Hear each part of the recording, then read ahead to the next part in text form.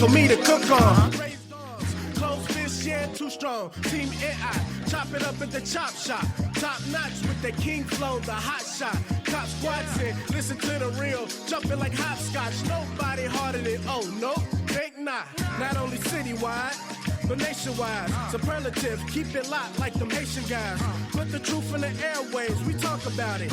Brand new like the templates, let's be about it. Who got the info by the AM?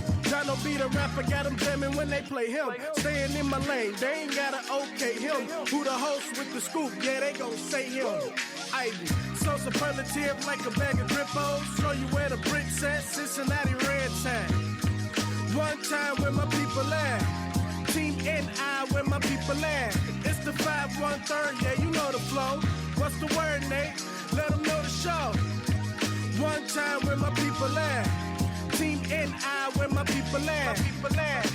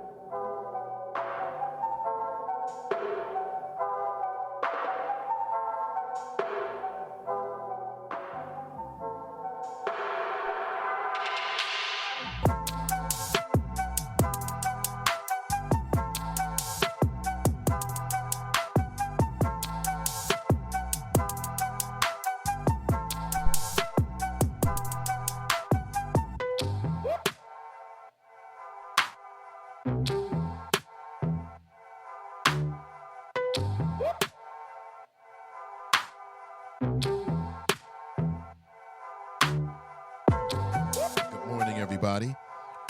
Now, this may sound a little bit different today. If I sound a lot different than normal, please let me know. But good morning, everybody. Welcome back. Nate Ivey in the air chair, back from my hiatus, as I like to say, politicking on the latest. Good morning, everyone. Welcome back to the Nathan Ivey Show. Now, this is a daily digital show, and I broadcast live from Cincinnati, Ohio, city of my birth.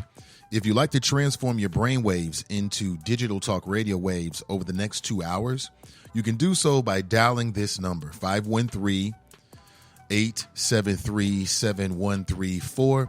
Now, that's the number that will make this phone right here in my hand, you can't see it, buzz, and I will connect you to the masses. It's pretty simple. All I ask is that you open your mind before you open your mouth so we can have a fairly enlightened conversation. In my hand, I am holding tickets to the Ohio Kings game that's scheduled for tomorrow, December 14th at 5 p.m. They're going to be playing against the South Bend Monarchs. Of course, the Ohio Kings is an ABA team, black-owned, and this is their inaugural season. And if you're interested, let me know. Now, I've already got a couple folks from yesterday, and I will take care of you. And it is pretty simple. All you need to do is be one of the next two people to send me a direct message on Facebook, Nathan Ivey EY, and the tickets are yours. Very simple. Very simple. Have a great time. Courtesy of the Ohio Kings and the Nathan Ivey Show. Hey, good morning, everybody. 513-873-7134. Oh, this is exciting. This is exciting. I love it. You know, this is exactly what the city has needed for a long time, whether we knew it or not. We needed it. We needed it. I mean, if you're a sports person now, if you're the kind of person that likes sports entertainment, you got it all. You got professional football. At least that's what they call it. You have I should say so-called, right? You have professional baseball. You have professional soccer. You have professional basketball now. And it'll fit perfectly. I think the Ohio Kings fits perfectly in the tapestry, the sports tapestry of the city, the region, and the state.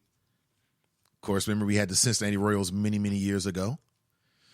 And it was interesting. I mean, I remember when Kevin came on, Kevin Aldridge, one of the principal owners of the Kings.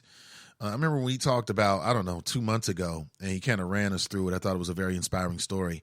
I got a chance to meet with him. Well, he came up to the studio yesterday. We got a chance to powwow. Matter of fact, I audio recorded it. Would you like to hear it?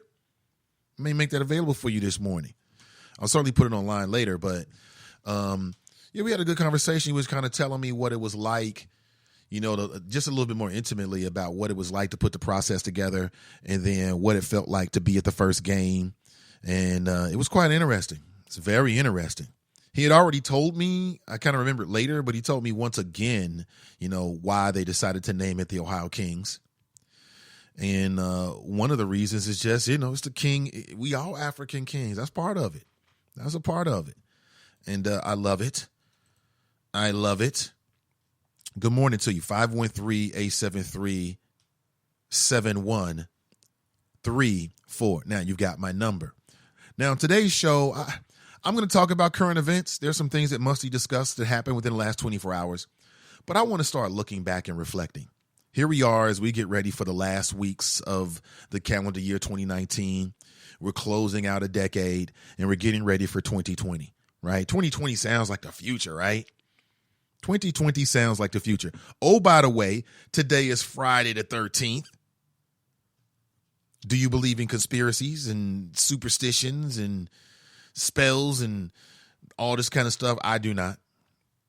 I do not. The older I get, the less I pay attention to it. I don't believe it. You make your own luck. That's how this world works. You make things happen.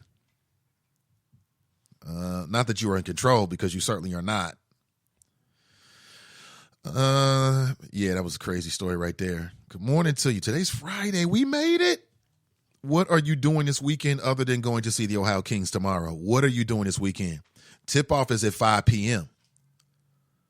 And I was talking with Kevin, and apparently, I won't say that, but let's say kickoff is at 5 p.m. I'll tell you later. Over at Cincinnati State Technical and Community College, which is the home gym. And quite a few people told me they had a great time who went. So that's like some good old-fashioned, fun. Watching hoops. Take your son, take your daughter. Inspire them to be athletes. Inspire them to be healthy. Inspire them to live their dreams. It is possible, despite what they say. It is possible. Again, good morning to you. What is on your radar screen is what I'm far more interested in. I know what I want to talk about. I know what I'm into. But what are you into? That's what I want to know. What is on your radar screen this morning? I would love to hear it. Good morning to you. Oh, man, 2020 is going to be quite interesting. That's all I can say. I'll leave it just like that. Quite interesting. That's it. Now, I don't know if Andrea is listening. Andrea, I try to reach. We've been playing phone tag a little bit. She reached out to me and said something was going on, and I'm certainly, if I can help, I'll help. So, Andrea, I know we haven't got a chance to talk, but I will reach out today if, in fact, you're listening. That's maybe a shot in the dark. I don't know. No, I'm not sure what's going on. How are you? We made it Friday. I know you're going out tonight, aren't you? You going out tonight? You gonna have some fun tonight, aren't you? Going out with the fellas, with the homies, with the chomies, or are you going out with the ladies, or are you going out by yourself? But enjoy your weekend. You only get one of them at a time. Enjoy it. That's all I have to say. Nothing more than that. Be selfish this weekend. Have you heard about this? This is an opinion piece. Have you heard about what's happening with the Hamilton County Sheriff's race? Yeah, that is heating up. And apparently people are saying that Dusty Rhodes attempted to smear Charmaine McGuffey, a white female Democrat. Yeah. And then I'm seeing people now, there's an opinion piece that was written by someone named Kathleen Brinkman. Auditor smearing McGuffey a hatchet job. Is somebody trying to run a hatchet job on Charmaine McGuffey? Friends of what? The current sheriff? Who people say is a Trumpster? What does that mean exactly? Let me see. Understanding apparently has something to do with a Brady list. Are you aware of what that means? The Brady list? Have you been watching that? I have just enough to share and to get your opinion. We'll talk about that. It's a local story. Now, you're going to hear me talk quite a bit about local stories on this show. And if you live in Cincinnati or Hamilton County in particular, when we talk local, that's going to, it's going to impact you because that's where you live. But we don't shy away, and I don't shy away from national topics and viral video topics. I mean, let's be honest here. We are living in a love and hip hop world. Just accept it. Just accept it. We are living in a love and hip hop world. You want to call it ratchetness? I'll call it love and hip hop world. And I haven't really been into love and hip hop like when it first kicked off because, for a time I was all about that reality TV. I was here for that. And this is when reality TV was an infant. Oh, little infant flavor of love. Remember that? Remember Chicken of the Sea? I was here for all of that. I was here for all of it. But since then, I've dropped off quite a bit.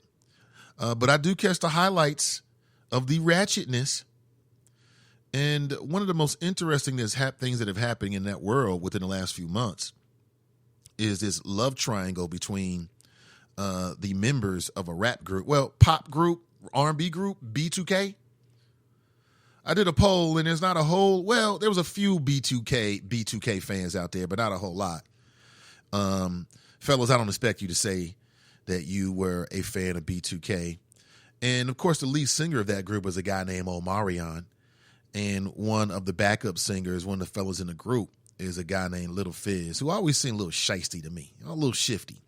Well, apparently, Little Fizz is now embarked in a sexual relationship with the baby mama of Omarion.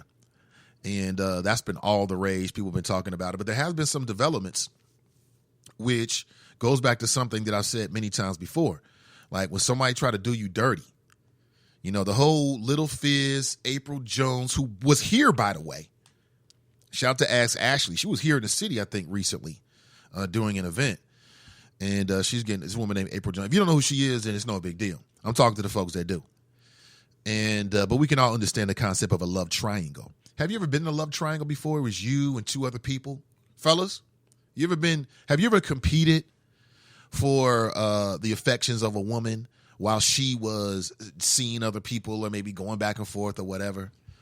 Have you ever dated a partner's, like you and your partner was cool, and then maybe you fell off for a little while, and then you run into his baby mama or his ex, and then you try to get with her? Is that okay? That kind of thing.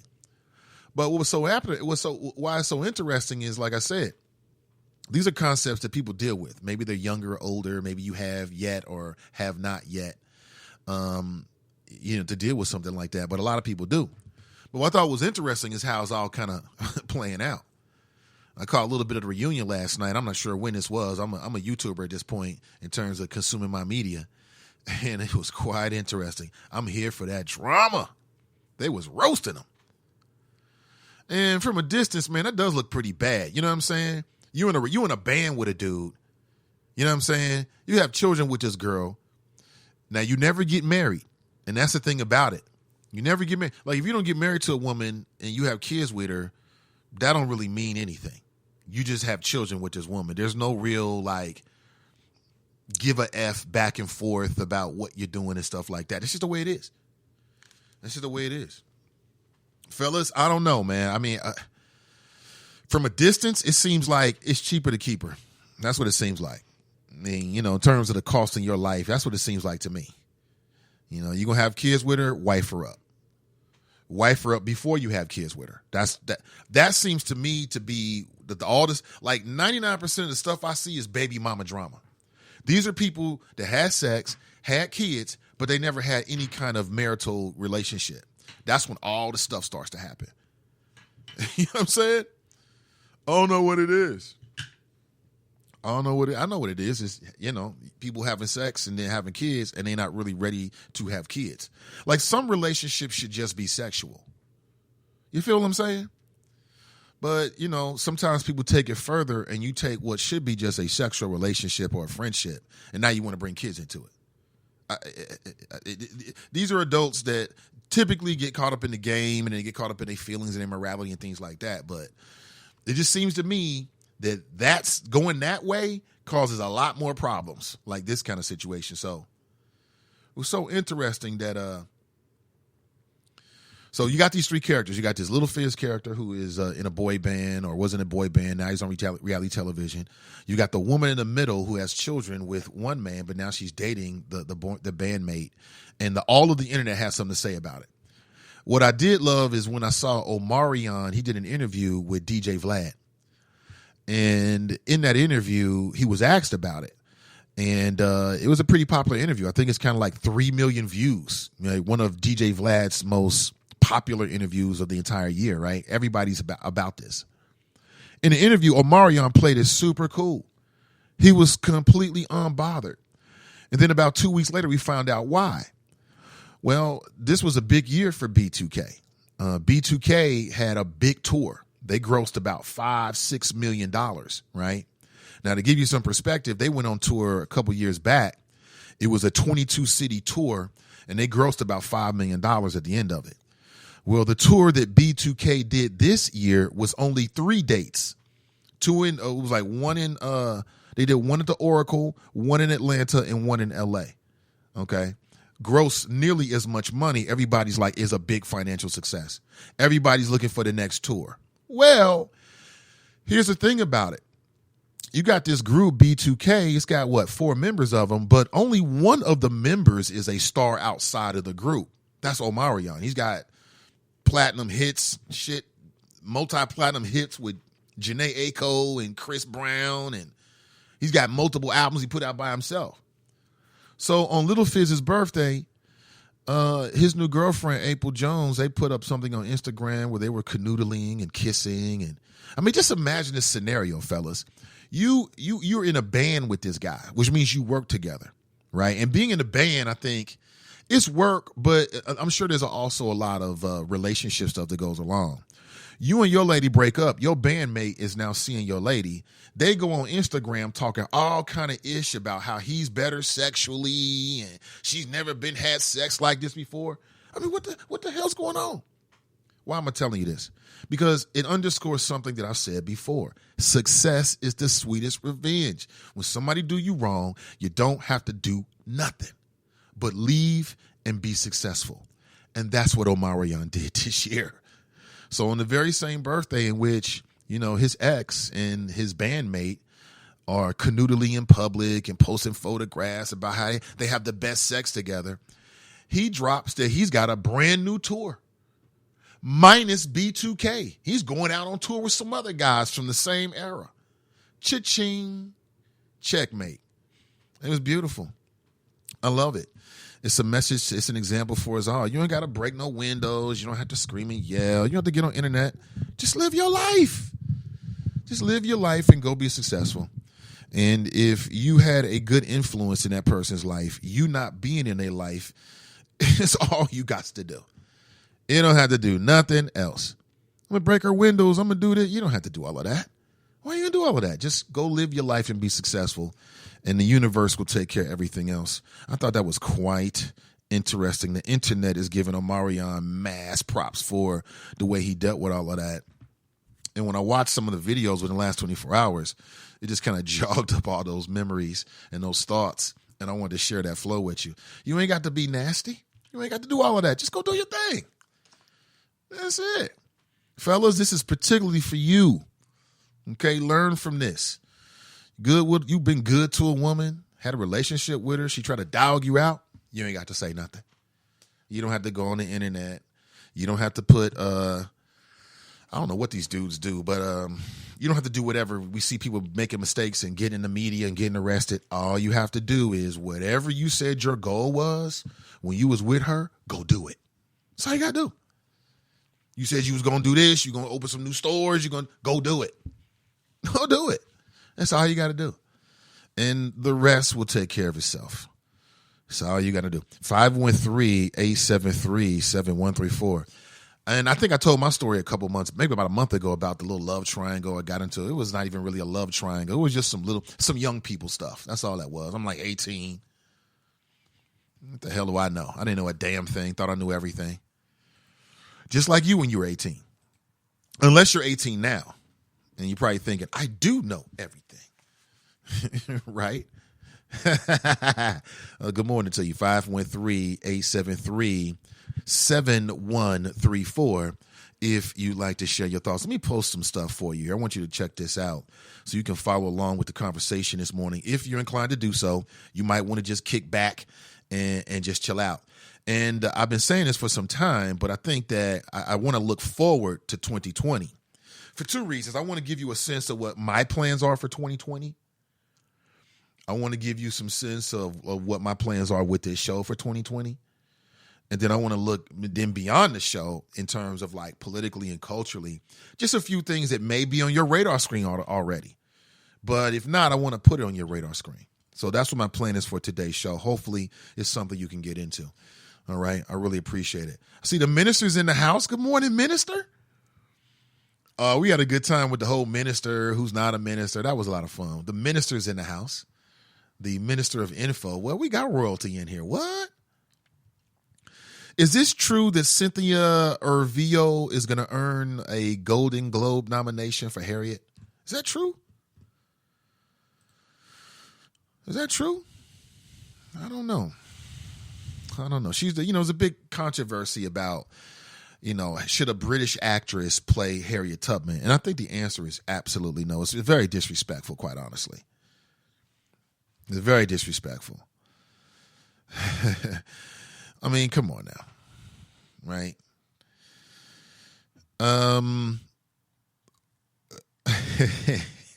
That is great. Thank you for being here.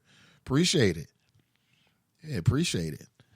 All right, let me check my messages here because I want to make sure that I respond and let people know. If you are interested in attending the Ohio Kings game tomorrow, I do have tickets for you, limited tickets, so please let me know. And the way I'll dispense them to you is very simple. I'm going to give them to you. All you have to do is direct message me on Facebook, and they are yours. Now, you might be like, Nate, I'm not on Facebook. Okay, well, if you're not on Facebook, you can also email me at nathansflow@gmail.com. We can do it that way. I just needed to do it from a way in which I'll know exactly who is first, that kind of thing. Very simple. Very simple. I want to give them to you. I want you to go and have a great time. I want you to enjoy yourself. I want you to buy some Ohio Kings merchandise. Get a T-shirt. Get a sweatshirt. You know what I'm saying? Support the team and support Black-owned businesses and enjoy yourself. Where are we? I don't even want to talk about impeachment. I really don't. Don't even ask me about impeachment. I don't want to talk about it. I really don't. Now, the politics of it and how it might affect some of these red state Democrats, how it might impact things here locally, I'm here for that. I'm definitely here for that. But other than that, no. How many people got a chance to check out the NAACP podcast? I saw some of the choppers that were in there. Thank you so much. I appreciate it. And you can check out that live stream right now. It's up inside the Friends page and on my page, on their page as well. You can check it out. Good morning to you. Before we go to the first break at 8:32 a.m., I want to greet the choppers. I want to say hey to everybody, starting with Tracy. Tracy's in the house. She writes, hi. Hey, good morning to you, Tracy. Followed by Ray. Ray writes, grand risings all. Good morning to you, Ray. And Pat writes, good morning. Hey, good morning, Pat. Sharp is in the house. He writes, good morning, TGIF. I like the way that sounds, TGIF. I like that. Camilla writes, greetings. Jace Chrome Lips writes, good morning. Ashley writes, good morning, Nathan and the Choppers. Happy Friday. It is a happy Friday.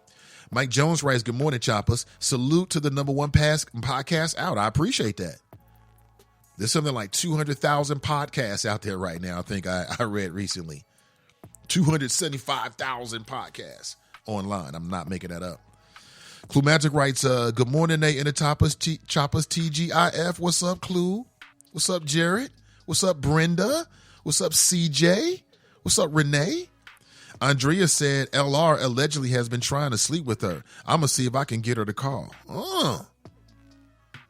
What? Ho. LR? LR? Who is LR? Remind me. Somebody told me who LR was yesterday. Who am I? Who is LR again? Clue Magic? Mike Jones writes, I peeped the show at Clue. Solid concept. I definitely will continue to listen. You talking about the Cutting Through the BS podcast? Oh, yeah. I think very highly of the crew and what they're doing and the future of that podcast. Very highly. We need somebody to cut through the BS and keep it real from the black perspective on a multitude of issues. And again, I mean, they talk about, on that particular podcast, I mean, we're just getting started, so things grow. But they talk about politics. They talk about issues from, the African-American perspective. They talk about, not politics. You know what I'm saying? They talk about what's hot. And I appreciate it. Yeah, check it out. Most definitely. Tracy writes, Clue, ain't nobody checking for Amarion either. I don't know about that. I think Amarion is winning in this case. I think he's winning. Because at the end of the day, it's all about the money. Unless you're married. And Little Fizz and April Jones are not going to work. Little Fizz seems to me like one of those dudes. I'm going to tell you this. Little Fizz seems like one of those dudes who will come out when he's 45 and claim he don't like himself because kids used to ridicule him. So his whole life was about trying to, as Rihanna put it, fix your inner issues with a bad B. Remember that line? What was the name of that song with Rihanna? Trying to fix your inner issues with a bad B? Ladies, when you meet a man from a certain age to a certain age, 90% of them dudes is out there in the clubs trying to make themselves feel better through a sexual conquest. There's some men that never grow out of that. There's some men who, it's a growth thing, but it's also the way that you look at yourself. Some of these so-called ladies men are little boys who feel insecure, but when they have a woman who's having sex with them or giving some attention, it makes them feel good and all this other nonsense. Some old whack-ass stuff. I mean, I'm telling you, it's the truth. That's how Little Fizz seems like me. Because, unless this is a real love connection, and you can tell it's not, then it's just some superficial, making me feel good. And, sometimes when the world is against you, it can push you together temporarily. We shall see. I give it a year. I went on April Jones' Instagram, and I told her I give you a year for this nonsense you're doing. I give you a year. She didn't respond. I swear to Dan Hills. No, seriously, I swear. I really did, but she didn't respond. Yeah, that's what it seems like me. And tell me I'm wrong. It's guys like that. Hopefully it's not. I didn't describe anybody in here. If I did, I mean, I didn't do it on purpose. I don't know your business. I'm just saying, there's men out there who, they ladies man. They're really insecure as a mofo and trying to fix their inner issues with a bad B. That's all it is. They think having somebody, some woman on their arm or somebody texting them or somebody sexing them makes them feel good as a man, and all your little insecurities when you was a kid are all washed away in that moment and all this other dumb stuff. I'm telling you, people do things and don't even know why they doing them in a lot of cases because they never go inside. Superficial. Scared to look inside themselves. Never really get a chance to know who they really are. Sad. Very, very sad. That's what I see when I look at Little Fizz. Like, you little buster. What do I look like being in a band and then running behind some dude and we was cool in the band? Even if we wasn't cool, I'm trying to be with your woman. And it's all these women out here and I'm a pop star. What do that look like? That looks like I was scheming, sitting back the whole time. Yeah, they're going to break up. I mean, that's just the weakest thing ever. And those kind of people don't really last in relationships because it's not about the relationship. It's about the conquest. It's about the moment. You know what I'm saying? A lot of people, grow out of this, but some people don't, sadly. Ladies, I guarantee you've met a man and y'all had sex. And at the moment, you thought he was just a ladies' man. And he is this and he got it going on. And then you realize later on, just what I'm telling you is exactly true. I mean, maybe it's a younger person thing. I don't know if that makes sense or not, but That's what I see. Why are we talking about this? Because it's a Friday. That's why. And with that, we must take a break. I must go into a break. We'll come right back. Don't go anywhere. Live, local, and vocal. This is the Nathan Ivey Show. We are live from Cincinnati, Ohio, powered by Sin Digital Media, a new urban voice in the city of Cincinnati, and we will return right after a few messages.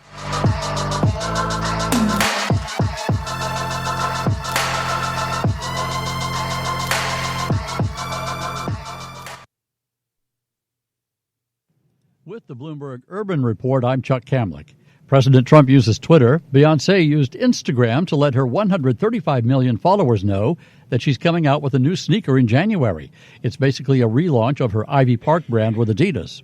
BlackEnterprise.com says the singer decided to make the shoes unisex because so many men are interested in her athletic leisure line. Wall Street will try to add to its gains and maybe set some new records. Stocks rose yesterday on hopes of a China trade deal.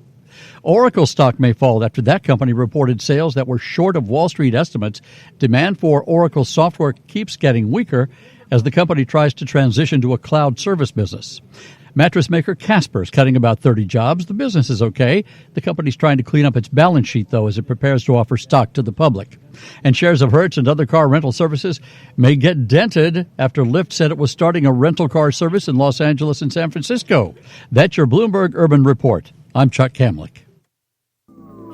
I am Charlie Winburn with Renew Community Church. I am pleased to announce the free Train the Trainer Masterclass coming to Cincinnati on Thursday, December the 19th, sponsored by Walker Funeral Home and Lamar. The Masterclass will train people just like you, as well as parents, teachers, physicians, youth workers, nurses, and mentors on how to develop better skills to save our kids from pipeline to prison, bullying, reduce gun violence, homicides, suicides, domestic violence, and drug abuse. The Train the Trainer Masterclass, 5 p.m. doors open with a business connection. 6 to 7 p.m. free dinner reception. 7 p.m. Train the Trainer Masterclass. Free Comfsy lotion for everyone. Renew Community Church, 2129 West North Bend Road in College Hill. Register at the door December the 19th or sign up for the free Train the Trainer Masterclass at SundayConnectCircle.org. That's SundayConnectCircle.org. Get your free Train the Trainer Masterclass flyer in the Cincinnati Herald.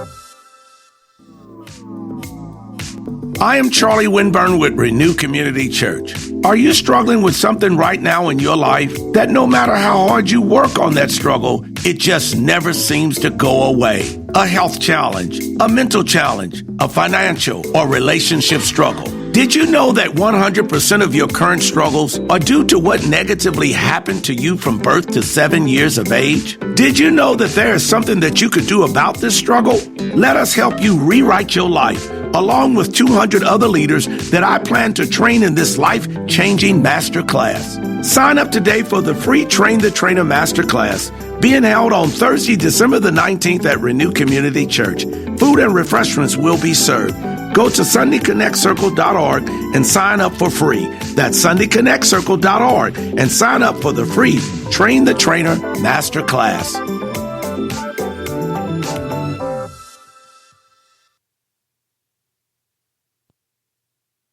Unexpected reactions to smart financial decisions brought to you by feedthepig.org. Well, I finally did it. I opened a 401k. So you're giving up? Just like that? Giving up on what? On getting an inheritance from a distant relative. Don't you think if there were a billionaire in the family, we'd know about it by now? Listen to me. We are one phone call away from riding horses on our own private polo grounds. One call from christening yachts, having a butler, using summer as a verb. How do you figure? Look, everyone's got a rich uncle somewhere. It's statistics. So the best thing you can do is just prepare for the inevitable. Right, which is why I thought maybe it would be smart to take control of my finances. You know, start using a budget, get out of debt, set some retirement goals. Budgets? Debt? You watch your mouth. Retirement shouldn't be a goal for us. It should be a way of life. When it comes to financial stability, don't get left behind. Get tools and tips for saving at feedthepig.org. This message brought to you by the American Institute of CPAs and the Ad Council. All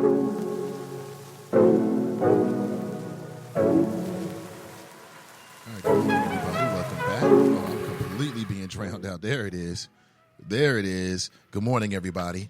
How many people are aware of they're calling it the brand new business card? It's called the Blue Card.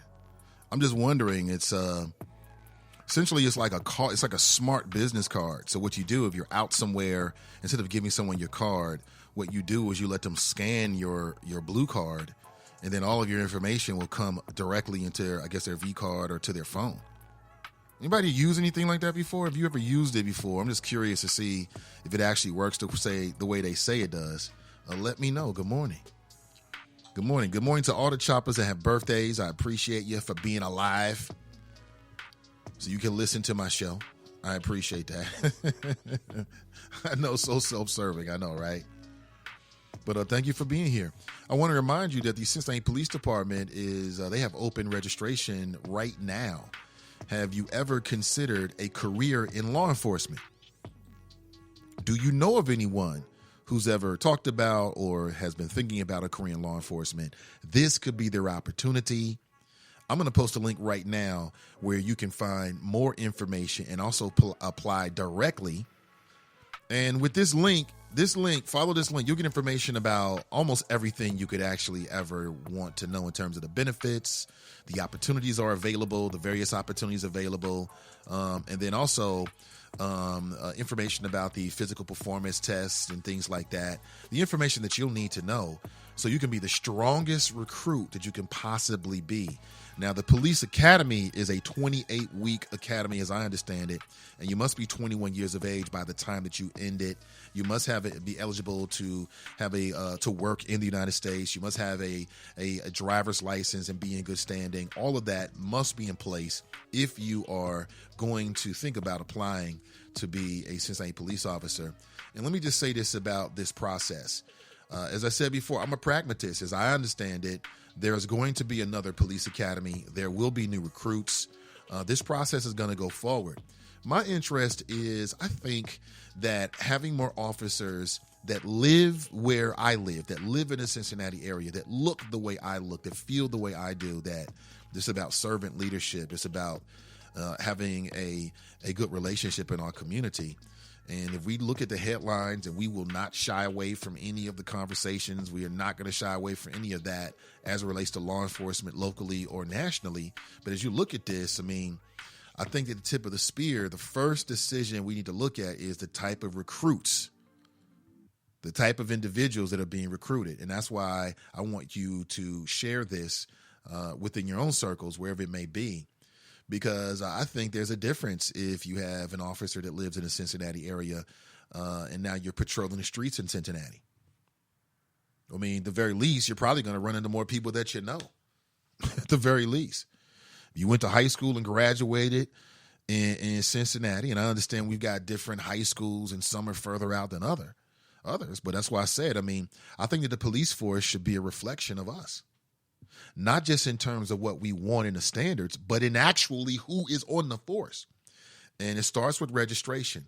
And registration is available and open right now. Let me post this link for you so you can do your due diligence if you feel inclined to do so, and share this with whomever you think would be will get something out of it, somebody who might be interested. There it is inside the Chop Shop. So please share that. I think it's critical.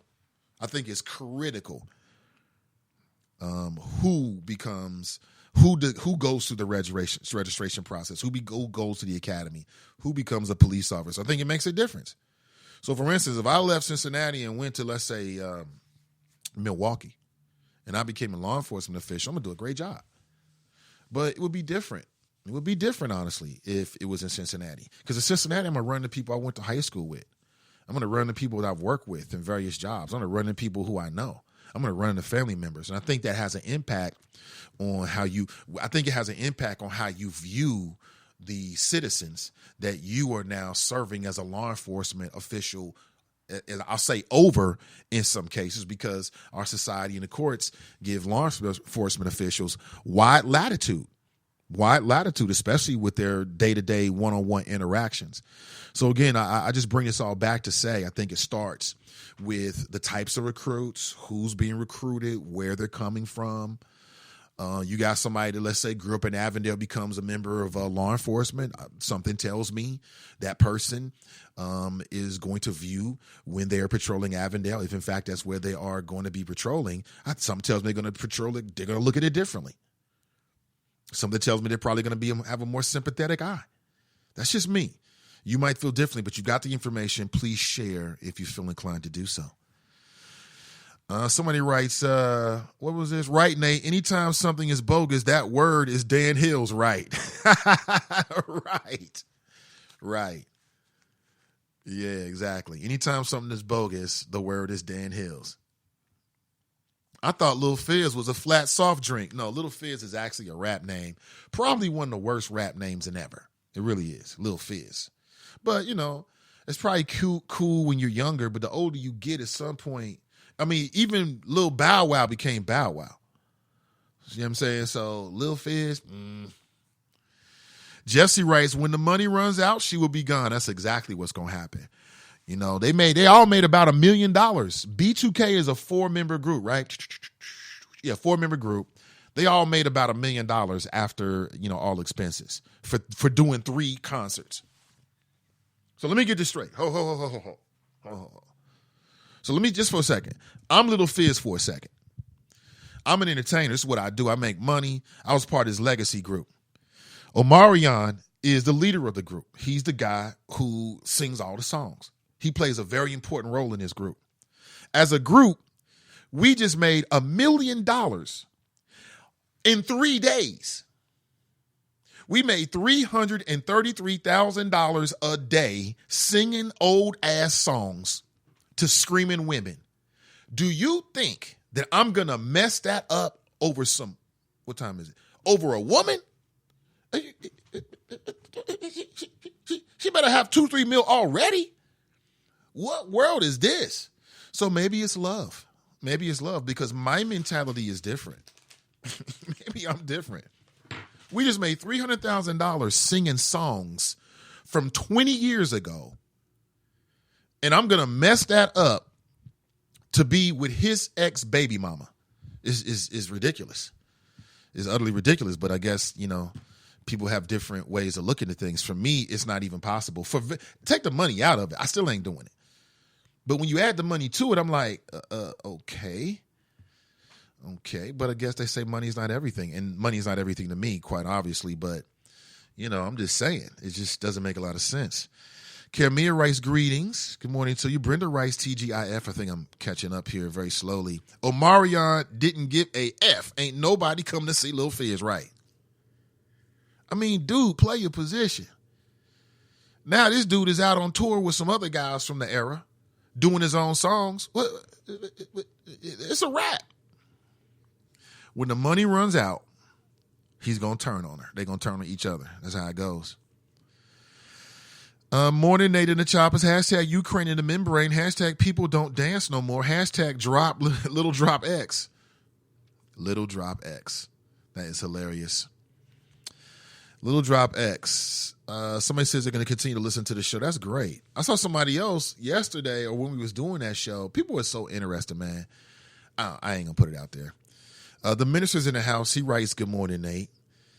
Cassandra's in the house. She writes, hey, Choppers. Cool Magic writes, Larry Reed. Does great work. Tracy writes, Jesus. Cam writes, good morning, Nate in the chop shop where iron sharpens iron. Yes, apparently it does. Apparently it does. Cool Magic writes, Tracy, that tour Omarion has with Little Bow Wow has a fan base. Not a big one, but enough of one that would have generated a nice sum of money for B2K. Oh, absolutely. Well, the reality is they're probably going to make, I don't know. They're probably going to make more money on this because the lineup has, a wider audience. Like Little Bow Wow to me don't mean a damn thing. But he did have a dope song with Sierra back in the day. It had a really dope melody. Can't remember the name of it. But it's just interesting. It's interesting. He over here playing games like kids, and Omarion is playing, making money.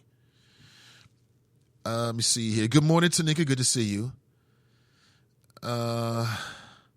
Tracy writes, Clue, I get it. I just thought we were in our 40s and 50s, not news. Tracy, I don't just do news every day. I thought this was well established.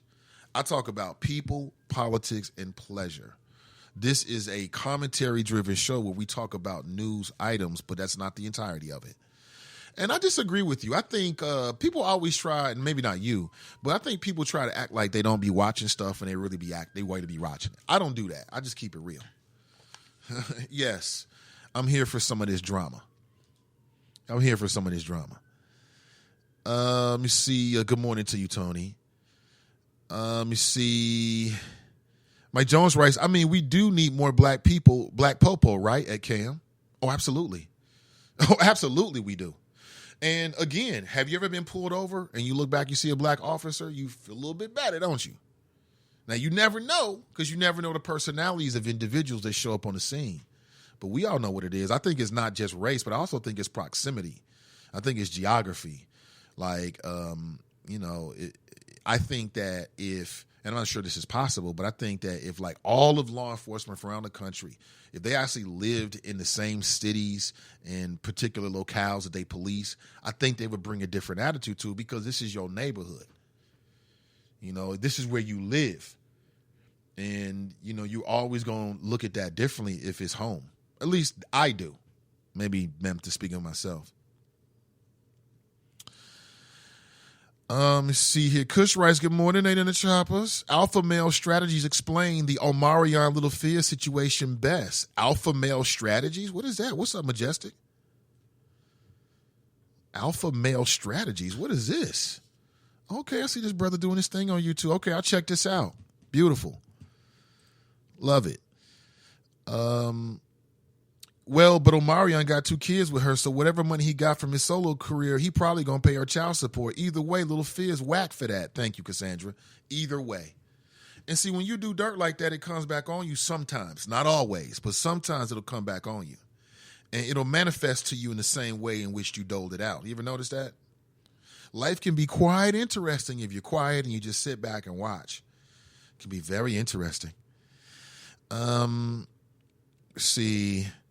Cam writes, dang, these popo ads go hard. Yes, they do. Yes, they do. It's a very serious endeavor. I mean, because for me, I look at it as we're talking about future interactions with people from our community. That's what we're talking about. You know what I'm saying? I mean, this is, on some levels, for me, from a media standpoint, putting in action things that I've said for a long time. We need good people in all of these spaces. We need black people to become Cincinnati police officers that live in Cincinnati. We need black people to become members of the Republican Party. Speaking of which, shout out to Charlie Winburn. I know he had his kickoff last night, and I just wasn't able to get there. Juggling the wifey and things like that. The wifey was out of town. She was coming in town yesterday. Just didn't work out logistically with my time frame, although I wanted to be there. So we need more black Republicans. We need people to go into the very institutions and change it from within that we keep criticizing about. That's just my take on it. Let me see. Has anyone ever heard KRS-One hip-hop classic, Black Cop? Does this still ring true? I mean, that's a super hip-hop classic. Tracy writes, I saw that story, Nathan, last month. Do your thing. Oh, yeah, it's still percolating. It's still percolating. Absolutely. What's this here? Oh, yeah. Somebody just posted somebody asked me about Adrian Broner. Yeah, I talked about that this week. I talked about Adrian Broner. There was a story that came out in the Cincinnati Enquirer in which it seemed that, like, at least a headline in a photograph would lead you to believe that Adrian Broner got caught on a wiretap or something like that. Man, some dude got pulled over and then claimed with $14,000, $15,000 really. And he had $14,000 in one stash and $1,000 on the other stash. So that tells me the grand was his and maybe $14,000 was going somewhere else, but I could be wrong. Maybe it was the other way around. But anyway, when the police stop him, he says that Adrian Broner is his brother and that Adrian Broner gave him the money. As it was reported in the news this week, though, I'm going to fully answer this question for you because, yes, I did talk about it, and I think it's a bogus story right now for Adrian Broner. It kind of makes him look bad, but he hasn't done anything wrong. Adrian Broner didn't get pulled over. Some dude in Cincinnati 2 weeks ago, or within the last 2 weeks, because it happened in December, he got pulled over on the west side of town, over on Hamilton Avenue. And when he did, he told police that Adrian Broner gave him $14,000. His 7-year-old son was in the car, as it was reported in local news. I guess it was in the documents. His son says, Adrian Broner didn't give him that money. Somebody else did. So Adrian Broner never got arrested. There is no wiretap. He's not caught on video. Some dude got pulled over and threw his name out there. And the way I look at it, some dude could get pulled over right now and throw my name out there. Yeah, Nathan Ivey gave me $14,000. No, I didn't. My wife would kill me. I ain't tell her 14 grand. Nah, not even possible. So again, to me, it's one of those stories where it's like when you're a celebrity and you out there and you got a certain reputation, your name's gonna come up, and then people gonna write about it. That's how I look at it. It was a nothing burger. At least I'm not saying there's not more information, but what I saw in that article, there was nothing there, my friend. So I did talk about Adrian Broner, and I quickly dismissed it as being whack news, fake news. That's all it is. You know what? We can get clicks. That's what it is. And again, it's the 21st century. There's a lot of clickbait out there. It's the name of the game, and it is what it is. Majestic writes, Giovanni Crawford is Broner's childhood friend. Well, I'm not surprised to hear that, Majestic. But again, Adrian Broner, to me, from what I read, wasn't even there. He's in Florida somewhere. And just because somebody said they gave you $14,000 don't mean they actually gave you $14,000. And even if they did, it's not illegal to give somebody $14,000. So I don't see that Adrian Broner has done anything wrong. Had no substance with it whatsoever. I mean, quite honestly, the more I think about it, I'm surprised it was written and put out there. But then, again, this is the digital age. There's a lot of clickbait. And that's what their job is. Get people to hit play. Get people to click on the headline. And it worked for me. So, I guess you would say that's good media, in terms of the purpose of trying to get a click. It worked.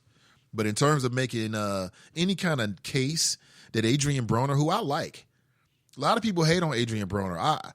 I wish the brother success. I do. I would hate in a couple years we hear bad things about his finances and things like that. I would hate to hear that. A lot of people are waiting to hear that. I am not a lot of people, though. I would take no delight in this brother, falling down on his luck. I hope he stays up. I really do. Because a lot of people, man, it might be a damn parade. I told you, that's what you get for flushing your money down the toilet.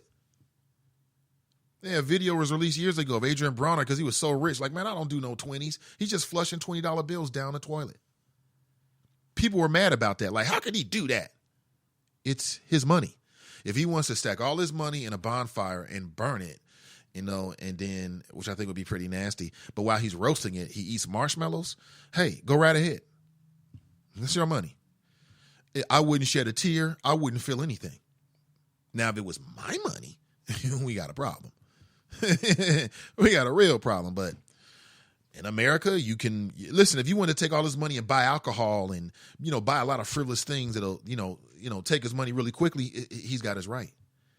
He got his right. Your president is bullying a teenager. I saw that you posted that. I did see that. The bullying chief is back and alive and well. He's mocking a climate activist. This ain't new. He's been doing this for some time. Her name is Greta Thunberg. And I'm aware only because I couldn't get away from the article for all of this time.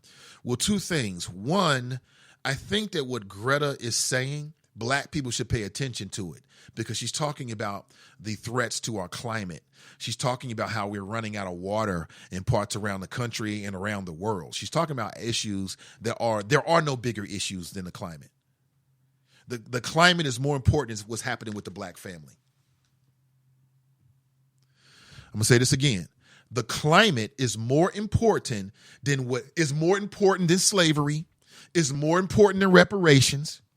It's the most important issue there possibly is. There is no bigger, more important issue than the climate. That's how I feel about it as a black man living in America. If you give me a chance between reparations and fixing the climate, I fix the climate every single day. That's what I would do. Because reparations don't mean anything if we don't have an earth. It means nothing if we can't actually live and breathe and drink water. Species are being pushed to the brink of extinction. The rainforest is being ate up because people like teak. Got to have that teak floor. Got to have teak, right? So, yeah, that's the most important issue that's going on right now. It's more important than the Harriet Tubman movie. It's more important than the 2020 race. It's the most important issue there is. That's how I personally feel about it. So that's the issue. Is he's not just mocking her. That's the general stance that the Republican Party has taken toward climate issues in general. And that's because their daddies, their corporate-sponsored daddies, the captains of industry that through campaign finance and other ways have control of the politicians, that's the narrative that they want to create. They want to make it seem like that people that care about trees and they care about the water and they care about earth are tree huggers. These are the third generation hippies. These are crazy folks, right? With these crazy ideas that would bankrupt everything. No, they're not. They're trying to save us from extinction as a race. And typically, as things really are, people are going to wait until the last damn minute when the water is boiling, is scalding, to say, you know what? The climate is a problem, right? That's what it's going to take, unfortunately. We're going to have to, millions of people are going to have to die.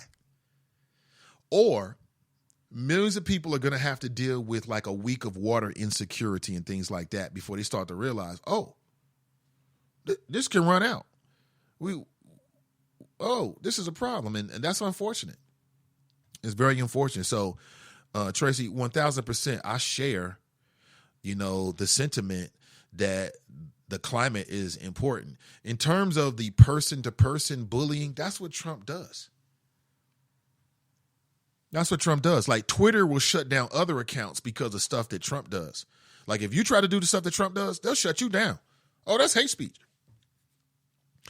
But at the same time, the number one seller, the number one ad that sells Twitter right now is Trump. Trump is like a spokesman for Twitter. And they know it. So why would you cut off your nose to spite your face, so to speak? You know what I'm saying? Trump for Twitter is the goose that laid the golden egg. Why would they stop him from doing it? That's how I look at it. What about you? 513-873-7134. Do you agree with me that there is no bigger issue? I know we go back and forth about race and black folks that do what they do, but if you don't have an earth, then what's the point? Raise your hand if you want to live in a state where there is no water or you got water insecurity. Nobody. No one wants to do that. And it is the truth. Drop writes, black people ain't trying to hear nothing that little white girl from New Zealand. Okay. Drop writes, climate change did not have nothing to do with me paying my bills. Oh, I forgot. Earth only has 10 years left. He writes, it's not. He writes bullshit. Black Russia writes, God controls the weather. Okay. God controls the weather, huh? Okay. Yeah, I'm sure he does. Cam writes, hey, Drop, Nathan is under the mistletoe. Merry Christmas, Nucka. Yeah, I was going to try to get out of this week without mentioning what happened on Wednesday, but looks like I'm not going to be able to. Salutations to you as well, Angela. Bronna may need a shrink. Grown-ass 15-year-old. Broner may need a shrink. I think most people need a shrink. I need a shrink. By shrink, you mean a psychiatrist or psychologist or a therapist or something like that, a qualified mental health therapist or mental health specialist. That's what you mean by shrink. I get it. I think most people do. I think most people would benefit from having, somebody, a therapist that they talk to. And that's because most people don't go inside. Most people I don't know. Some people don't go inside. They're afraid to look inside themselves. They don't want to think about anything. They don't want to think about what happened. They don't want to think about situations they went through. They just move forward. And for me, you got to reflect. So I agree with you on that. Trump controls the weather with a Sharpie. Well, I think that's at least 4 ABs worthy right there, Clue Magic. Hilarious.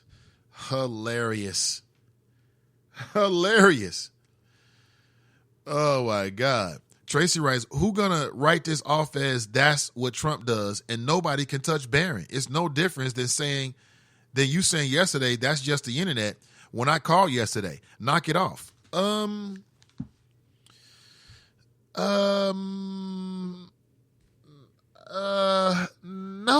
it's not the same. It's nothing like that, Tracy. I have to disagree. Those things are not the same at all. At all. In no way.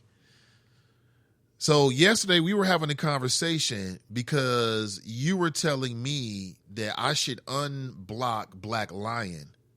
And I blocked him because he was disrespectful to me and my overall business with his gratuitous usage of his language. Now, I didn't say any of it. And then you compared that to people saying stuff to you and others inside the chop shop, which is not on the same level. So that was a bad comparison from the start. But the difference between that and situation in Trump is that Trump himself is guilty of saying things about other people. So if you make the point, well, Trump can talk about other people. He can mock disabled people. He can talk about this young New Zealander girl while he himself has a son who he's trying to protect. That is nothing like what we talked about yesterday, Tracy, at all. There's nothing like that. There's nothing like that. In no way am I compared to this situation compared to Trump, because Trump himself is the purveyor of the bullying. I ain't bullying nobody. I'm the victim who just said, you know what? You're going to take my kindness for weakness? Okay, cool. That's completely different. But we can agree to disagree on that. Let's see here. Lizzo controls the weather. She is a new member of the Weather Girls. It's raining men. White men, she recently said. She has given up on black men. Huh? What? Wait. Let me Google this. Gives up on black men? Oh, my God. Please tell me this ain't true.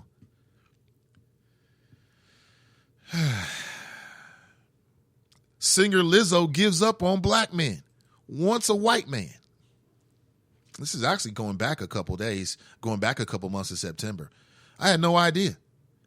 Oh, my God. In the interview, Lizzo explained how she is looking for interracial love. She explained that she's trying to find love with a person that resembles her ideal man, Liam Hemsworth.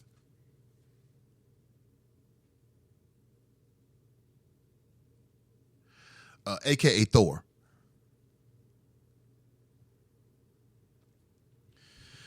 Well, you never see this in the white community. Like, can somebody Google a white pop star or entertainer in any way who just see, black men are so disposable. We've been disregarding, disrespecting, detonating, denigrating, decimating black men for so damn long that we can't even tell when we being disrespected. This is completely disrespectful. Number one, Lizzo has the right to date whoever the fuck she want to. But my thing is, just shut up and go do it. Why you got to write a book or talk about it in an interview and proclaim that your allegiance to black men is dead?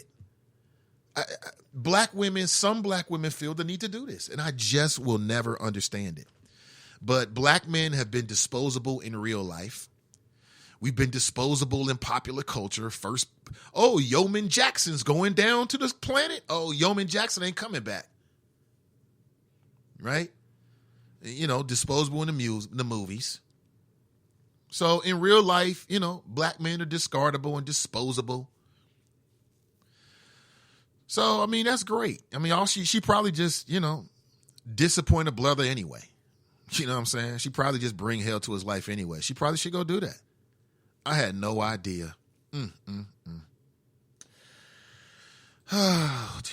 Again, can you find, name a white pop star, rap star, any kind of star that says something like that about white men?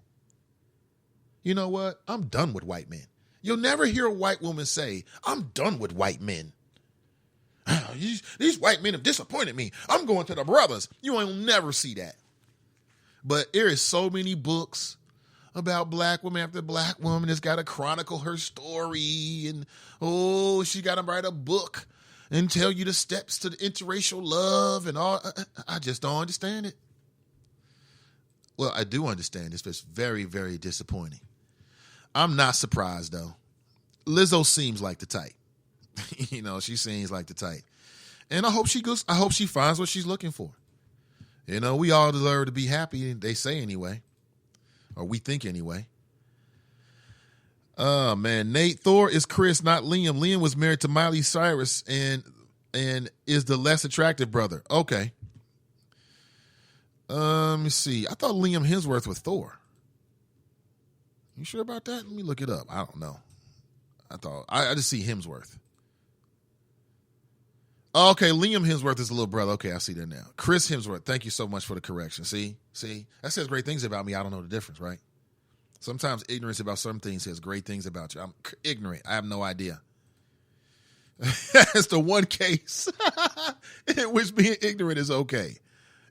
Chris, Biff, Bob, Joe, Liam, it's all the same. Biff Hemsworth. Oh, my God. This is crazy. Well, I hope she finds her love. She deserves her love. But again, I mean, I remember one book, and I talked with the author this many years ago. It was a white female. She wrote a book about dating outside of her race. It was almost like she was like going to the zoo or something, like Italian men do this, Mexican men do this, black men do this, ladies. So now it's kind of like that. It was kind of weird, but she wasn't disavowing white men. Why is it so easy for black women to disavow black men in public? But again, let's flip it. I mean, let's be real here. You got brothers out here doing the same thing to the sisters. Within the last month, there was an NBA player. His name is Patrick Patterson. And he got himself into some trouble because this idiot, married to a non-black woman, married to what appears to be, as what they would say, a white woman. Nothing wrong with that. This fool goes on the internet talking about how he dodged, marrying a bulldog, basically. He's like, what, was I supposed to marry a bulldog? Bulldog? Who you calling a bulldog?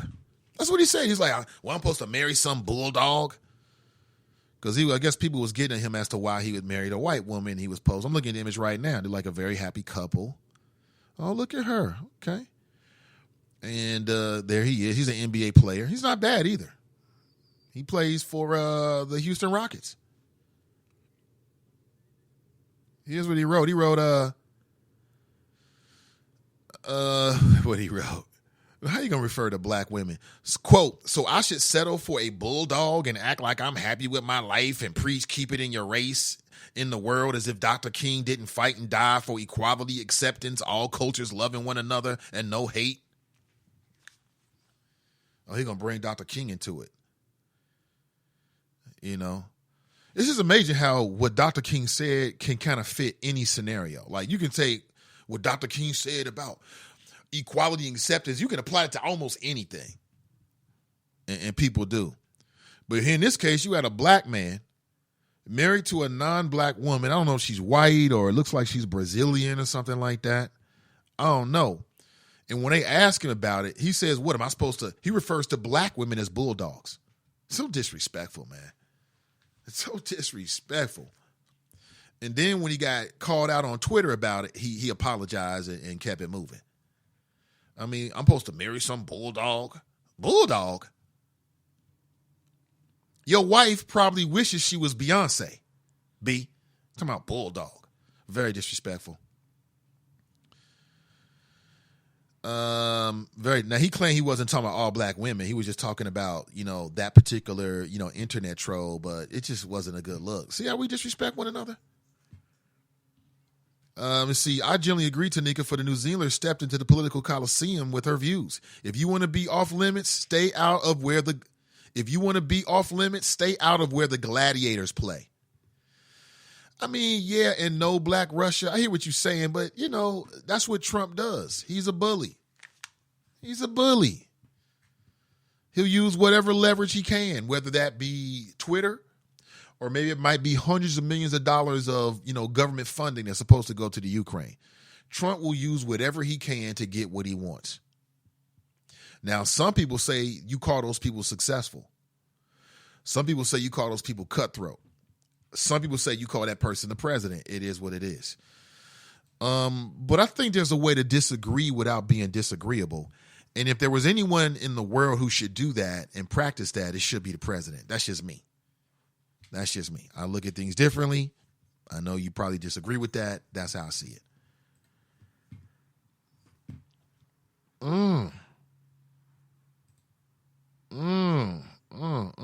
Okay, LR is Larry Reed. I remember. So she's saying Larry Reed tried to get with her? Is that what she's saying? What?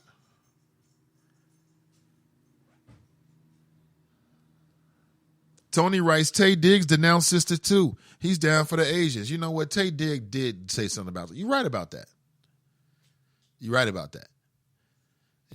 But my question is, has there ever been a white star, white female, person in the media that disavowed dating white men publicly? You know what? These white dudes is I'm done with these white men. You'll never hear that.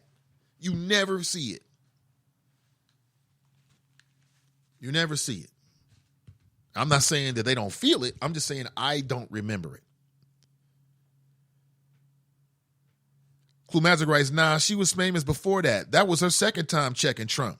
She just checked the rest of the world's leaders as well.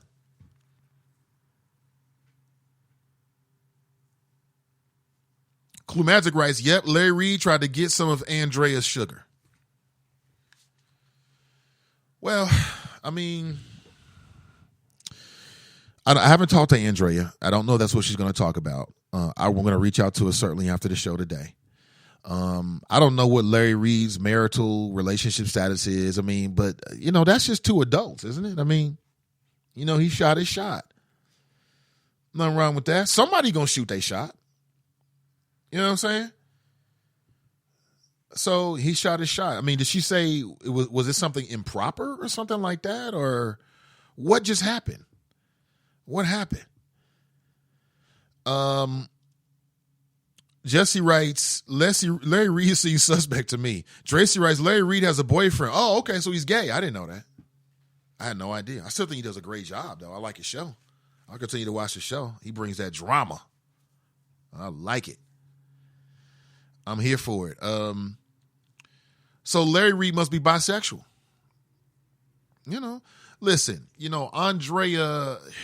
Andrea was going through some very public things when she was going through her relationship with Victor Cousins. And it's just like Little Fizz and Omarion and April. See, from my standpoint, April Jones was going through a depression after Omarion left her. And she was drinking. Quote unquote, drinking her life away is what she said at the time, right? Dealing with the depression. And so, believe it or not, and I think we all know this, but there are men out there, ladies, that'll stick around, try to be close to you.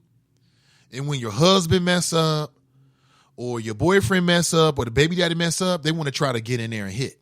Let's call it what it is. And it works. It works like a fucking charm. It does. People are highly susceptible. There are some women who are highly susceptible to those kind of scenarios, and they fall for it all the time. Just gonna keep it real with you. And men know this. Oh, yeah, let's Netflix and chill. I'm gonna come over. Yeah, I'm gonna bring some wine. Mm-hmm. You know what that mean? Get a little tipsy. Because, the older you become, the more you understand women. Women are very moody creatures. They're very, some women more than others. So, for instance, there are women who will. Well, let me ask you this, and you don't have to answer this, ladies. And I don't think it doesn't matter what your age is. It'll kind of prove the point. Ladies, honestly, going back to when you was a young girl or whatever, have you ever been in a situation where you were going out that night, or you were maybe going on a date, or you were going to somebody's house, and in your head, you had no plans on whatsoever on having intercourse. You had no plans, but you ended up having intercourse. That's what I mean. Men know that, and they'll take advantage of it. And that's what I think happened with April Jones on some cases. And that might have been happening with Andrea and Larry Reed. He's like, okay, well, somebody got to take care of her needs now. So let me be the one to do it, That's just human interaction, I guess. You know what I'm saying? Women know this. Y'all already know this. Moody creatures. Very, not moody, but I'm not sure if moody is the right word. If I said that, I take it off the table. I'm not sure that's the right word I'm looking for. What happened to the idea of not punching down? Trump is the effing president of the United States. Effing act like it. GTFOH. Uh-oh, I done pissed somebody off. Uh-oh. I'm looking at a green face right here, and it doesn't look like it's smiling. It's not a smiley face. That is not a smiley face. LRL doesn't have a boyfriend. Oh, he doesn't have a boyfriend. What's the truth? I don't know the truth. I don't know Mr. Larry Reed. I enjoy what he does. I enjoy his show. I know it's the principle, though. It's all I'm saying, bro. I believe nothing's wrong with what she's doing. Trump is a bully, period, right? Clue Magic writes, Nate, she made a whole video lambasting dude. Oh, did she? Let me see if I can pull this up. Is that right? Is that right? People shouldn't waste their time trying to shout down Trump. It's ultimately not going to work. What people should invest in is coming up with policies that they care about, ideas that they care about, an agenda. The NAACP talked about having a black agenda yesterday here in the city of Cincinnati. I thought it was a very interesting conversation. And that's what I think it should be focused on. I mean, Trump is a character. You can't respond to every little thing he does. The overall point is that in November of 2020, there's going to be an election.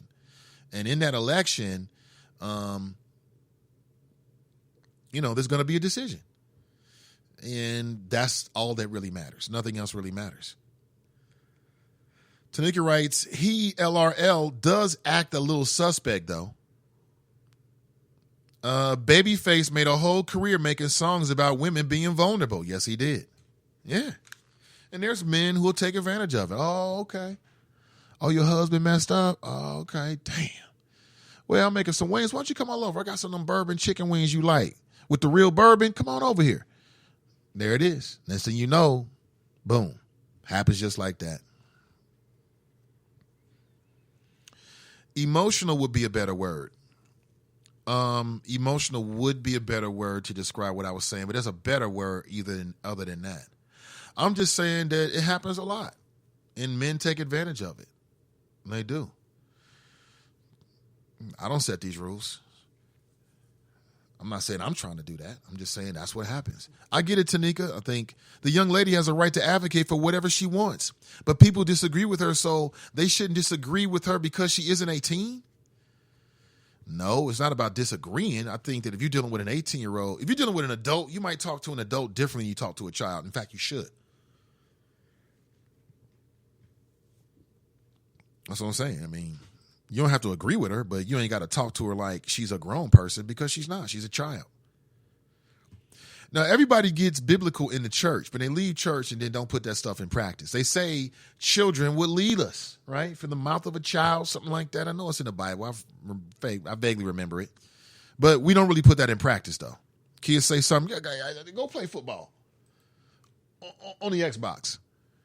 You know what I'm saying? We ain't trying to hear that. Nobody wants to hear that ish. They say they do. But not really. All right, let me jump in. We got a break coming up at 9:30 a.m. this morning. Let me see here. Oh, yeah. Love it. Oh, yeah. Love it. Just what we needed. Oh, man. Okay, I see Kelly Prather is feeling like herself this morning. I wish her the best. And the fact that she's been doing that, her struggle online, I think is very inspiring. I think it's very inspiring for people that might be dealing with health issues, cancer, whatever. I think it's hella inspiring. But what do you think? 513-873-7134.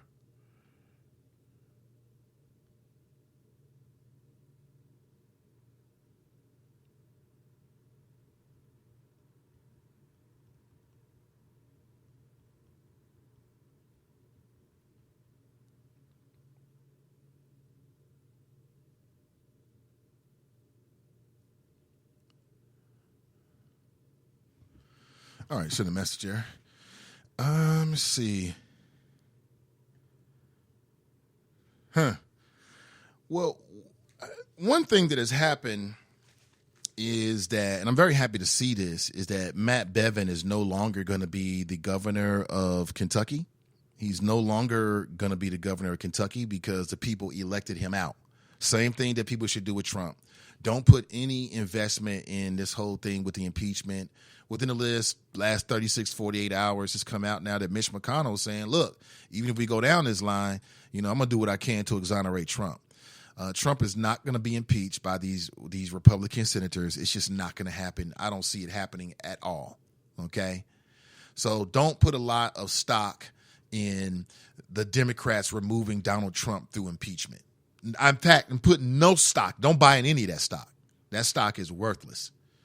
Invest in the election of 2020. That's the only thing that matters, just like in Matt Bevin. People said a lot of things about the former governor of Kentucky, Matt Bevin, but he was still in office. And all the things that people said about him did not matter until it came to election time. And he lost in a very close election, and then he just had to give it up. It was done with. But one of the more controversial pardons that he did is that he pardoned a man who was sentenced to life for raping a child.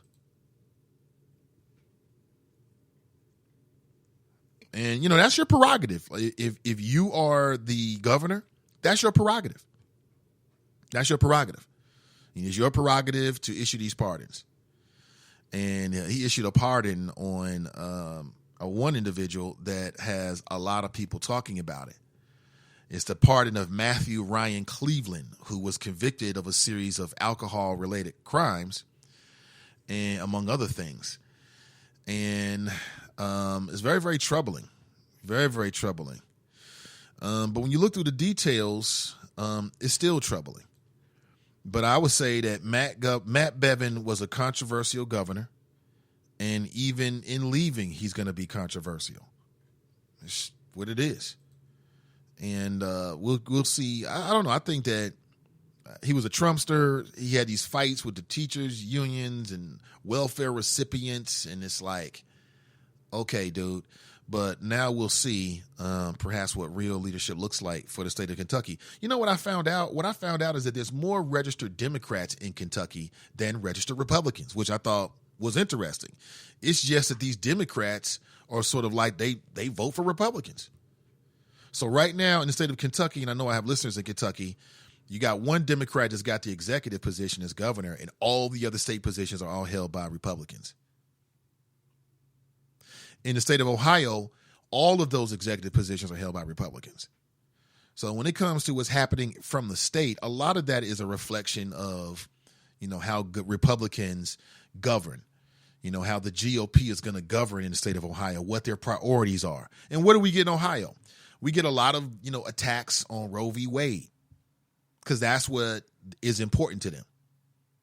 We get a lot of conversation about stand your ground laws and different variations, or, completely open carry where you don't have to have a license, because that's what they value. That's what's important to them. So the state is a reflection of, what largely the Republican majorities have been doing for many, many years in those states. It's a reflection of them. You're in control.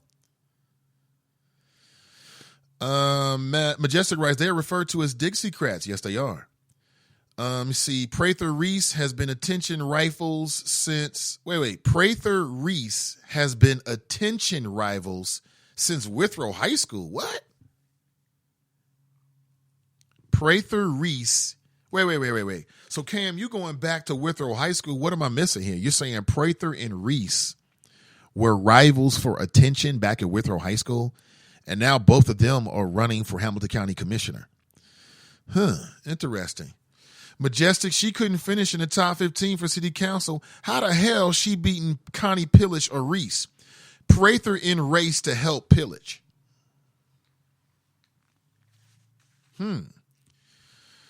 Are you saying that, so Black Russia, are you saying that you think that Kelly Prather is in the race intentionally to help Connie Pillage?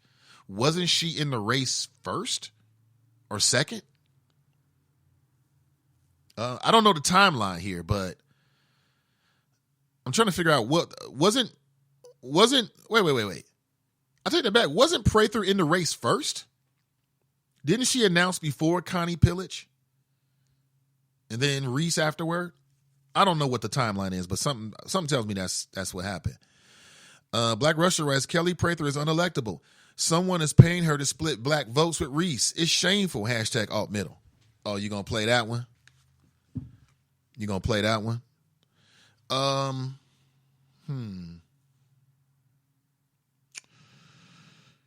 Well, again, I don't see that. Like, from what I know of Kelly Prather, I don't see her doing that. Now, I can't say I know what everyone does, but I just don't see her doing that. For what reason? To help Connie Pillage? Well, why would Kelly Prather want to do that? Because she took some kind of payment? I don't see that one, Black Russia. And I don't think it jives with the timeline, quite honestly. I mean, somebody correct me if I'm wrong, but who announced that they were running for that seat first?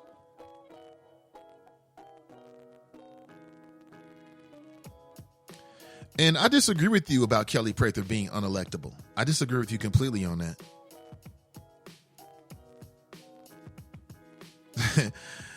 Mike Jones writes, bourbon chicken wings you like? That's right. Oh, you got the bourbon chicken wings with the extra bourbon? When will you have Kelly and Alicia on your show? And Connie too. Tracer writes, Prather just filed, Nathan. She just filed, huh? Is that right? Why is Prather running for commissioner? Because she wants to.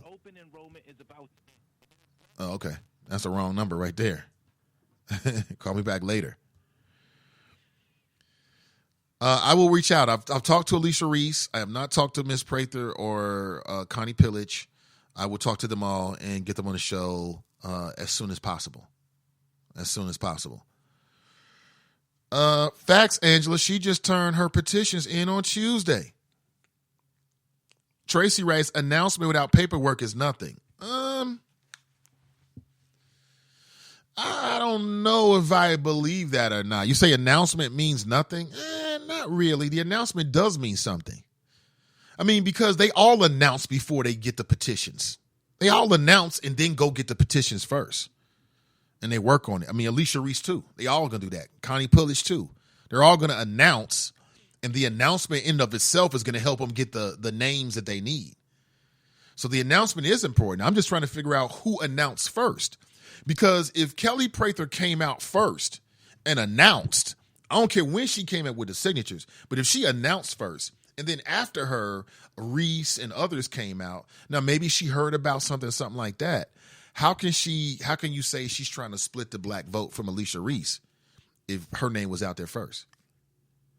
Again, I'm not saying my timeline is correct. I'm just asking because I really don't recall, quite honestly.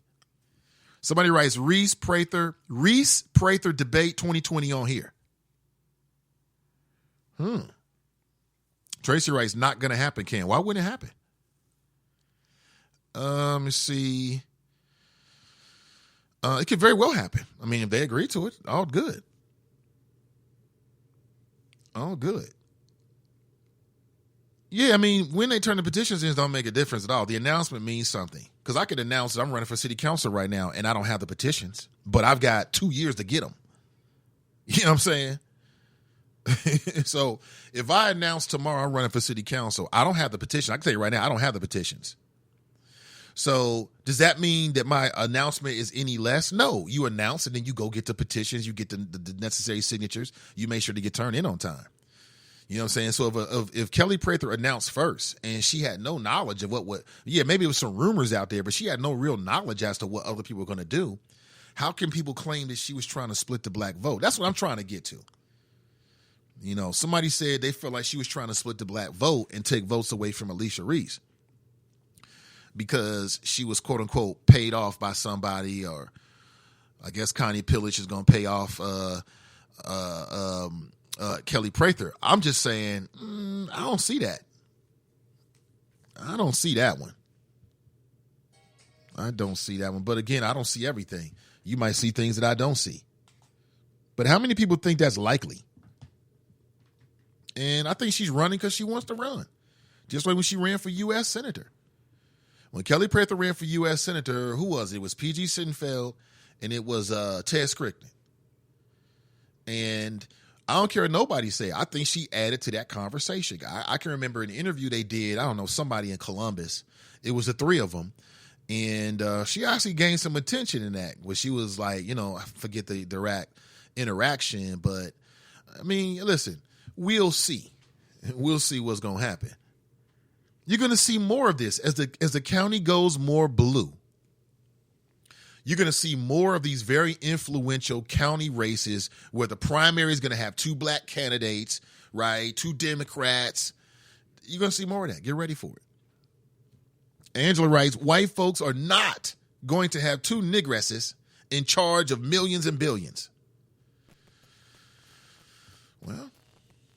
Well, we shall see. We shall see. Let me take a quick break. We'll come right back. This is the Nathan Ivey Show. Don't go anywhere.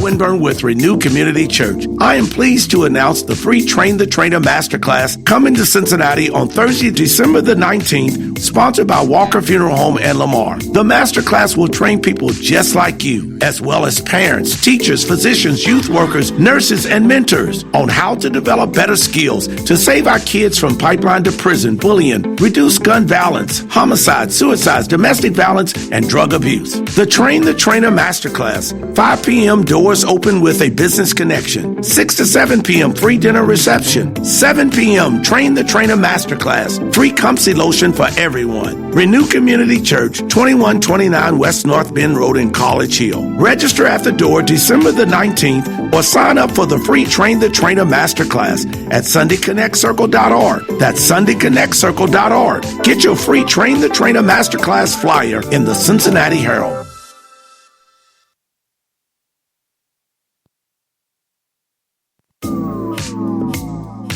I am Charlie Winburn with Renew Community Church.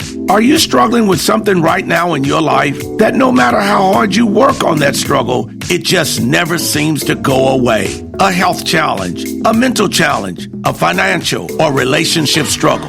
Did you know that 100% of your current struggles are due to what negatively happened to you from birth to 7 years of age? Did you know that there is something that you could do about this struggle? Let us help you rewrite your life, along with 200 other leaders that I plan to train in this life-changing masterclass. Sign up today for the free Train the Trainer Masterclass, being held on Thursday, December the 19th at Renew Community Church. Food and refreshments will be served. Go to SundayConnectCircle.org and sign up for free. That's SundayConnectCircle.org and sign up for the free Train the Trainer Masterclass. With the Bloomberg Urban Report, I'm Chuck Kamlick. President Trump uses Twitter. Beyoncé used Instagram to let her 135 million followers know that she's coming out with a new sneaker in January. It's basically a relaunch of her Ivy Park brand with Adidas. BlackEnterprise.com says the singer decided to make the shoes unisex because so many men are interested in her athletic leisure line. Wall Street will try to add to its gains and maybe set some new records. Stocks rose yesterday on hopes of a China trade deal. Oracle stock may fall after that company reported sales that were short of Wall Street estimates. Demand for Oracle software keeps getting weaker as the company tries to transition to a cloud service business. Mattress maker Casper is cutting about 30 jobs. The business is okay. The company's trying to clean up its balance sheet, though, as it prepares to offer stock to the public. And shares of Hertz and other car rental services may get dented after Lyft said it was starting a rental car service in Los Angeles and San Francisco. That's your Bloomberg Urban Report. I'm Chuck Kamlick. People are always talking about the stock market, always looking to invest in a good opportunity, something with the potential to grow. So what if you could invest in the future of kids, like a stock? Not the kind of stock where you invest to make money, but a stock for social change. A whole new kind of investment called Better Futures. When you invest, it helps students like me go to college. which ends up making the future better for everybody. I could be the first college graduate in my family, the first district attorney for my neighborhood. And if I'm the first, then maybe there will be a second and a third. This can really be the start of something. My name is Charles, and I'm your dividend. Invest in better futures with UNCF. Visit uncf.org/invest. A mind is a terrible thing to waste, but a wonderful thing to invest in. A public service announcement brought to you by UNCF and the Ad Council.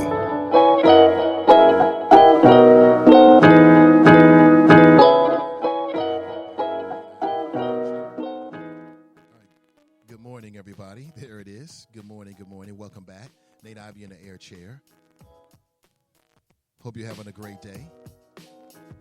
I want you to have a spectacular day. I really do. Have an excellent day. Listen, be selfish today. Take some time off today. You know what I'm saying? Not today. Perhaps this weekend. If you can't do it today, tomorrow, Sunday, take some time for yourself.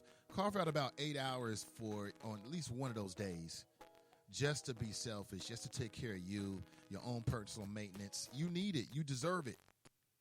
Welcome back. So we've been talking about numerous things, and I got a brother on the line who needs no introduction, a familiar voice and a regular caller. Of course, I'm talking about none other than Fame, a.k.a. Michael Snackson, a.k.a. Malcolm Excellence. Good morning, brother. Welcome. Yo, Fame. Yeah. Good morning. Hello? Yeah, good morning. Hey, good morning. I can barely hear you. Oh, you can barely hear me? I'm sorry to hear that. How about that? Much better, B. But now I'm getting the reverb or whatever. But listen, couple things. First of all, Larry Reed, he is suspect. I mean, he was commenting on the local bishop's Who's suspect? endowment. Who? What now? Yeah, when the stuff broke off about him, he was commenting on him like his size. Who was commenting? I'm like, men don't do that, dude. What are you doing? Wait, back up here. Who are you talking about? Say what? Who are you talking about? The local preacher, Bishop Cousins. Yeah. What about him? When the stuff broke out with him and Andrea. Yeah. Larry Reed was commenting on Bishop Cousins' size. Apparently, they had a sex tape, and he had some comments about size. I was like, dude, that's kind of suspect. We don't do that. I didn't know that. You understand? And secondly, as far as Greta Thunberg, I mean, you were named Time Person of the Year. You're a public figure now, hon. So everything's fair game with you. You want to step in you want to come take these high tight fastballs. I mean, it just is what it is. She's a public figure. Even Harry Allen, the media assassin from Public Enemy, he had something to say about her being named Time Person of the Year. Naming somebody a 16-year-old like that Person of the Year kind of diminishes the value. It used to be a coveted award. Now you just kind of diminish the value by naming her. Okay, so she's Person of the Year. So people don't know she's 16 years old. The reason I old. called is 2 weeks from today, I'm hosting an event at the West Side Brewery. It's a rally for Kurt Flood. I don't know if you know who Kurt Flood is. He was a black man. 50 years ago on Christmas Eve marks the most important 2-week notice in sports history. He informed Major League Baseball that he didn't want to play for the Philadelphia Phillies anymore, that other teams were interested in him, and the commissioner wrote him back saying, you can't do that, blah, blah, blah, and basically it led to the start of free agency in sports. It's how LeBron James can go from Cleveland to Miami, back to Cleveland and L.A., how Durant can go from, Oklahoma City to Golden State to where he's at now, Brooklyn. It paved the way for free agency in all sports. He's not in the Hall of Fame, but his white lawyer that helped him is. And, I find that to be, I thought he was. I'm a baseball head. I thought he was until I met his son on Twitter and found out that he wasn't. His son, Kurt Flood Jr., has been, pushing that cry to put him in the Hall of Fame. And so I'm just kind of, piggybacking off of it to kind of push him, help, get him some support to get in as well. So I'm hosting that event at the Westside Brewery, Harrison Avenue, 2 weeks from today, 6 to 9. Come, have a drink, sign the petition to get Curt Flood admitted into the Hall of Fame. I'm not a marcher and all that, but this cause kind of touched my heart. This brother, he paved the way for millions of athletes, white and black. Okay. And he should be in baseball's Hall of Fame for his contributions to the game, like how they put other people in for their contributions. I think I kind of dig what I'm saying. I think I agree with you on that. Now, where can you now? Don't wait 2 weeks to tell us again. I mean, tell us again as we get closer, so we can be reminded and people can come out and support you. Oh, you just hung up. Maybe you can't even hear me. Yeah, but tell us that way so the people can come out and support you. I think he was having some tech difficulties. Maybe you couldn't hear me there, but okay. I think I agree with you 100%. I am aware of Curt Flood. You've made me more aware of Curt Flood.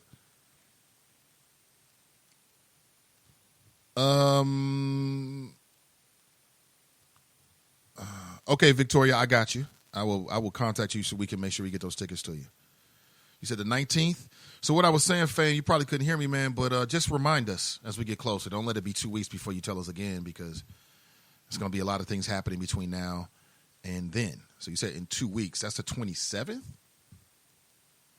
Can you just drop a date again, please? I'll make sure I have the date. Renee writes, I thought Kelly announced right after Fanon announced retirement. I thought that's what happened too. But you got folks in here trying to say that she's trying to split the black vote. Some folks are saying that Alicia Reese will never do a debate with her because it ain't worth it. I don't know if I agree with that.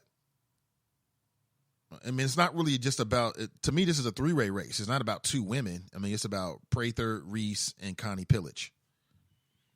You know what I'm saying? It's about all three of them. So,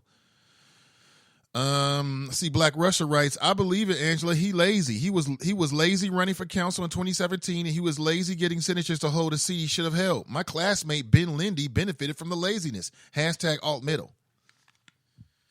And you talking about Brother Ozzie Davis? I don't know if lazy is the right way to put it, because I don't know what happened in either two of those races. I do know there was some kind of blunder that happened with him getting signatures where they turned them in and they weren't qualified or something like that, or they weren't valid, should I say. And there's ways around it.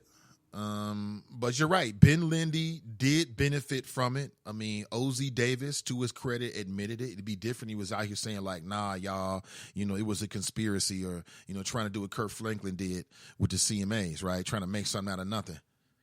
And, but he didn't do that. He even did an op-ed in the Inquirer. He did his media tour. He came on this show. He went on other shows, and he kept it 100. And I think that there's something to be said for that. And I don't know the details. So, for instance, I think with politicians, we make mistakes sometimes. We sometimes think that the efficiency of a campaign translates into representation if the person wins. So you might have somebody who's a horrible campaigner, but if they got the position, they'd be great at it. And you might have somebody who's an excellent campaigner, but if they get the position, they won't represent the people. At the end of the day, I want somebody who's going to represent the people.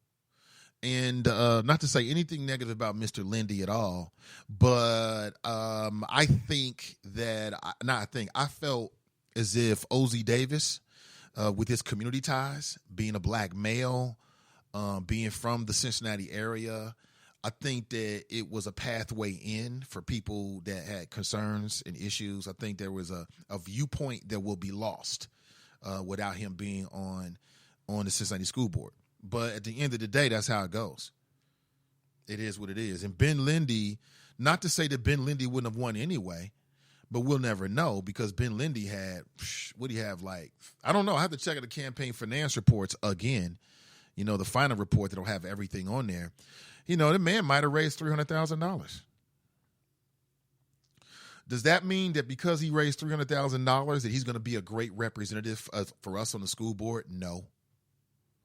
Doesn't mean that. It just means he was able to raise a lot of money. And a lot of people conflate those two things. They're like, oh, look at all this money he raised. You're going to be a great whatever. That doesn't mean that. It just means they have the ability to raise a lot of money. And that's something different. That's something different. But, we've got the council that we have. We have no black male representation on the I'm talking about the school board, should I say, not the city council, but the school board. And that's the way it's going to be for the next couple of years. It's just what it is. It's unfortunate. Black Russia is saying that he doesn't think that Kelly Prather is electable. I don't agree with you. Somebody said that people are giving Kelly Prather advice to run for city council because there's going to be 6 slots up. I think she'd make a great city council person. I would support her from what I know. As long as Kelly doesn't show up in Joe Dieter's campaign commercial, I'm cool. I'm just saying. I know that's right. Kelly should run for council first. People always want to skip the line. Again, people said the same thing about Kelly Prather when she was running for U.S. Senator. Why are you running for U.S. Senator? Why are you running for Senator? You should be running for council. I think people should run for the office that they feel like they want to run for, whatever it is. First time, second time, third time, last time. They should do what they want to do. Angela writes, that was the most lackluster effort in the history of petitioning. Reese ain't debating Prather for what? Prather don't have a shot. Reese is focused on Pillage, a legit opponent who has $500,000 in the bank. Tracy writes, if anybody is paying attention, Alicia said she is not going to do the black woman tear down that everybody wants to see. Great. Angela writes, who's Gwen McFarland supporting? Question mark. A Negra or her former party co-chair? Inquiring minds want to know.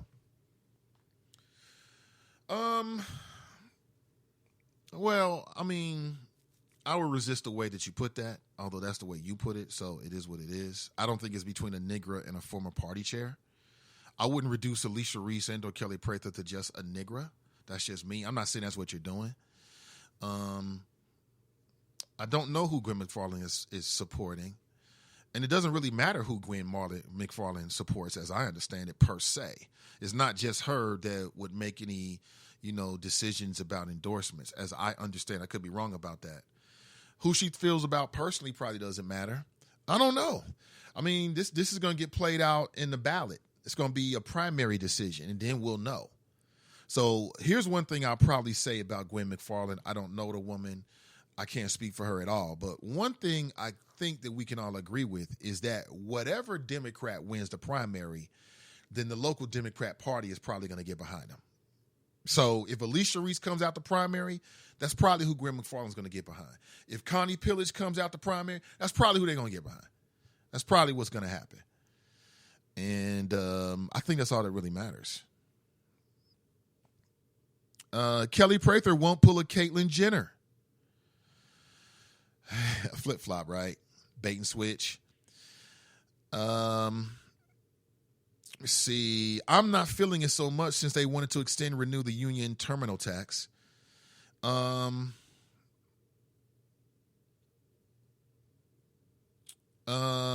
2020, we have a primary for Hamilton County Prosecutor and Hamilton County Commissioner. Yes, absolutely. It's going down, too. Larry Allen isn't president of the United States. What the F is going on? Question mark. Why is this so hard to understand? Question mark. What am I missing? Question mark. You are the president insulting a child. Her response to him was more adult and mature than the effing president of the United States. Let that sink in. Have people lost their minds? We are grown folks. He writes, where are the grown folks?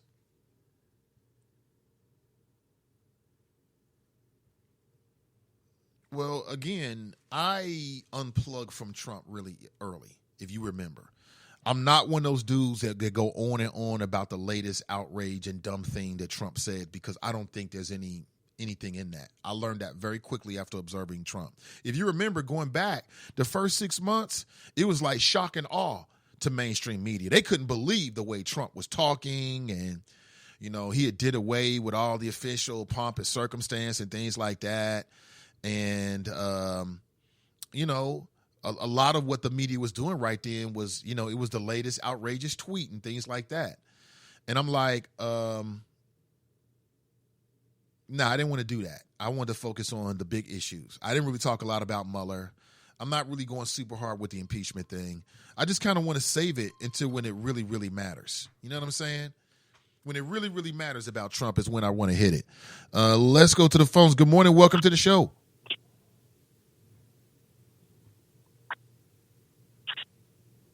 Yo, good morning. Welcome to the show. Good morning, comrade. How you doing, man? Welcome to the show. Thank you. Can you hear me? I can hear you, but I think I'm having some technical difficulties. How can you hear me? I can hear you, yes. Okay, then we all good then. Welcome to the show. All right, we cool. Thank you. I was calling because, we had some conversation about the commission race amongst Kelly Prather and Alicia Reese and Connie Pillage in the chop shop. And I just wanted to say that, hey, it wouldn't be the first time that they sent another African American candidate into the race to split the black vote so Connie Pillage could win. When you say they, who are you speaking to? Who are you referring to? The establishment. What establishment? The Democratic establishment. Oh, okay. They don't necessarily rock with Alicia Reese. I mean, Alicia Reese, they try to label her as establishment, but she's really not. She's always been the underdog in her races, and she's won a lot. So now you see Alicia Reese, a legit opponent, and Connie Pillage is in there. Yeah, she got the money, but Alicia Reese might have the people. So you're sitting there, Kelly Prather. And it's terrible, man. Why would you send in Kelly Prather? Because because it's identity politics at its finest. The Democrats play identity politics too. Please don't get it twisted. They'll send in another black woman who done ran for office before, not necessarily been successful, but somebody who tries to get as much attention as anybody else out here that I've seen. And so if you run down the black numbers and Connie Pillage run up the numbers in the county with the white folks in the primary, then Connie Pillage wins. Because Alicia Reese is going to need every African American vote in this race. So you're telling me that you think that Kelly Prather is basically being either bought, paid, coerced, somehow influenced to split the vote so that Alicia Reese will lose because you think that the Democrats are favoring Connie Pillage? Yes, that's my assessment. So why would she's being now? Whether I ain't getting paid or whatever, but she's being used for sure. But why would Kelly Prather do that? Because she wants attention, bro. She's an attention seeker too. I mean, this is not a matter of her, whether she can win or not. She can't win, bro. She can't win. She ran for United States Senate, had no shot at winning. She ran for city council, no shot at winning. And if she's running for county commission, she can't even get on city council, bro. These people who are in this commission race, these folks are chiseled veterans who've been elected to office before. Connie Every Pillage? last one of them. Yeah, Connie Pillage, state representative up there in Blue Ash in that area. Same as Alicia Reese. This ain't her first rodeo. Huh? Same as Alicia Reese. Correct. Yeah, both were state representatives. So I'm still trying to get back to the motivations for Kelly Prather. So Kelly Prather is doing this at the request or the bidding or somehow is being influenced by the local Democrat Party to basically take out this sister to allow Connie Pillage an easier pathway to success. And she's doing That's this. That's what I believe. But what's in it for Kelly Prather? Are they paying her? Attention. That's all this is about. Kelly Prather, you think Kelly Prather is doing this because she wants attention? Yes. It's all about attention. It's not about a realistic chance of winning because we don't see her run before for various offices, and she's not even sniffed the top 9 for city council. Matter of fact, you would think that she'd have more votes when she ran for Senate. That it translates into the city, but it didn't. She finished like 17th, 18th. Like, it makes no sense. And then you got 6 council seats coming open. If she was really serious about being elected, I would really be looking at that hard because you done ran for that before. You might have a shot. But my perspective is she don't have a shot anyway. But some people think she may have a shot for city council. I don't know. My whole thing is the Democratic establishment, this is the type of stuff they do. Like, you hear, like, Todd Fortune supports Connie Pillage. Denise Driehaus supports Connie Pillage. The 2 current Democratic Caucasian commissioners support Connie Pillage. They're even going to probably try to appoint her so she can get a head start. They talk about having a placeholder, but I don't see that happening. They're going to probably end up doing Connie Pillage. It's disgusting to me, bro. And Kelly Prather's letting herself be played into this mess. Right. I don't know. For whatever reason, which I think is attention. Because she can't win. You think it's I don't agree. I don't think that's a strong enough reason. And then just thinking back at recent history, I mean, Kelly Prather didn't get, when she ran for city council, she didn't get the endorsement from the Democrats. Do you think that had right? Okay, so that might have cost her 7,000 votes or so, they say, right? But they only got so many people they going to endorse anyway. They only going to endorse people who got a realistic shot at winning. Right. I get it. That's usually how they look at it. Well, I mean, you say Keep realistic. it real. I think that's subjective, folks who though. they think are going to lose. I think that's I don't think anybody wants to do that for somebody you think going to lose, but whether you think somebody's going to win or not is purely subjective. I mean, because until somebody actually performs and runs the race, you don't know how well they're going to do or not. It's all about what you think. You know what I'm saying? But right. So the party does that when they give endorsements out, especially the folks who are first timers. Right. But they endorse. Go ahead. Right, but I'm just trying to make the point. I'm just trying to follow this along. So you're telling me that Kelly Prather is going to play around. She's going to play along with the Democrats for attention in this race to try to take down Alicia Reese, when she still had a bad taste in her mouth from 2 years ago when she didn't get the endorsement when she was running for city council. But now, but she may not have a bad taste in her mouth, though. She might not have a bad. She might be trying to set up for 2021 to try to get the endorsement. Oh, okay. I mean, listen, they man, might, you don't know. These backdoor deals are serious. You don't know what they might have. Somebody promised them something. You never know. It just seems outlandish to me for the reasons that you stated, for attention. That seems outlandish to me. But again, we don't know. We don't know. Bro, I've made it known. I'm speculating here, but I think it's attention. She just, she's an attention hog. She wants attention. So she wants attention so bad that she wants to try to take out Alicia Reese, who's running for Hamilton County Commissioner. Yes, at the behest of somebody else in the Democratic establishment. Because the establishment is lined up behind County Pillage. I don't know, man. Like I said, if I was struggling with my life, dealing with cancer, I wouldn't be worried about such trivial small things. I wouldn't be doing none of this shit. Well, that's me, though. I didn't say I wouldn't be running for office, because that's different. You might feel like you called to a higher purpose. I'm just saying that if I'm dealing with those kind of issues, these kind of petty attention, I just don't think that's her motivation. Again, I don't believe that's her motivation. There's people who are fake cancer for attention, Nathan. I'm not saying she's doing that, but I'm saying some people are so deep off in the attention world that they'll make shit up just to get attention. Yeah, but why are we comparing Kelly Prather to these people with these outlandish things that they would do, or just crazy things they would do? I mean, what does she do to earn being connected to those kind of people? Nothing. Because she does outlandish shit. You ever seen her on Facebook Live? Yeah. It be outlandish, bro. It's crazy. I mean, it's borderline comedy. I understand what you're saying, and I'm not telling you that you're wrong. I'm just saying that for attention, I just don't see that. That's all I'm saying. Well, it can't, because she has a legit shot at winning. She can't really think that.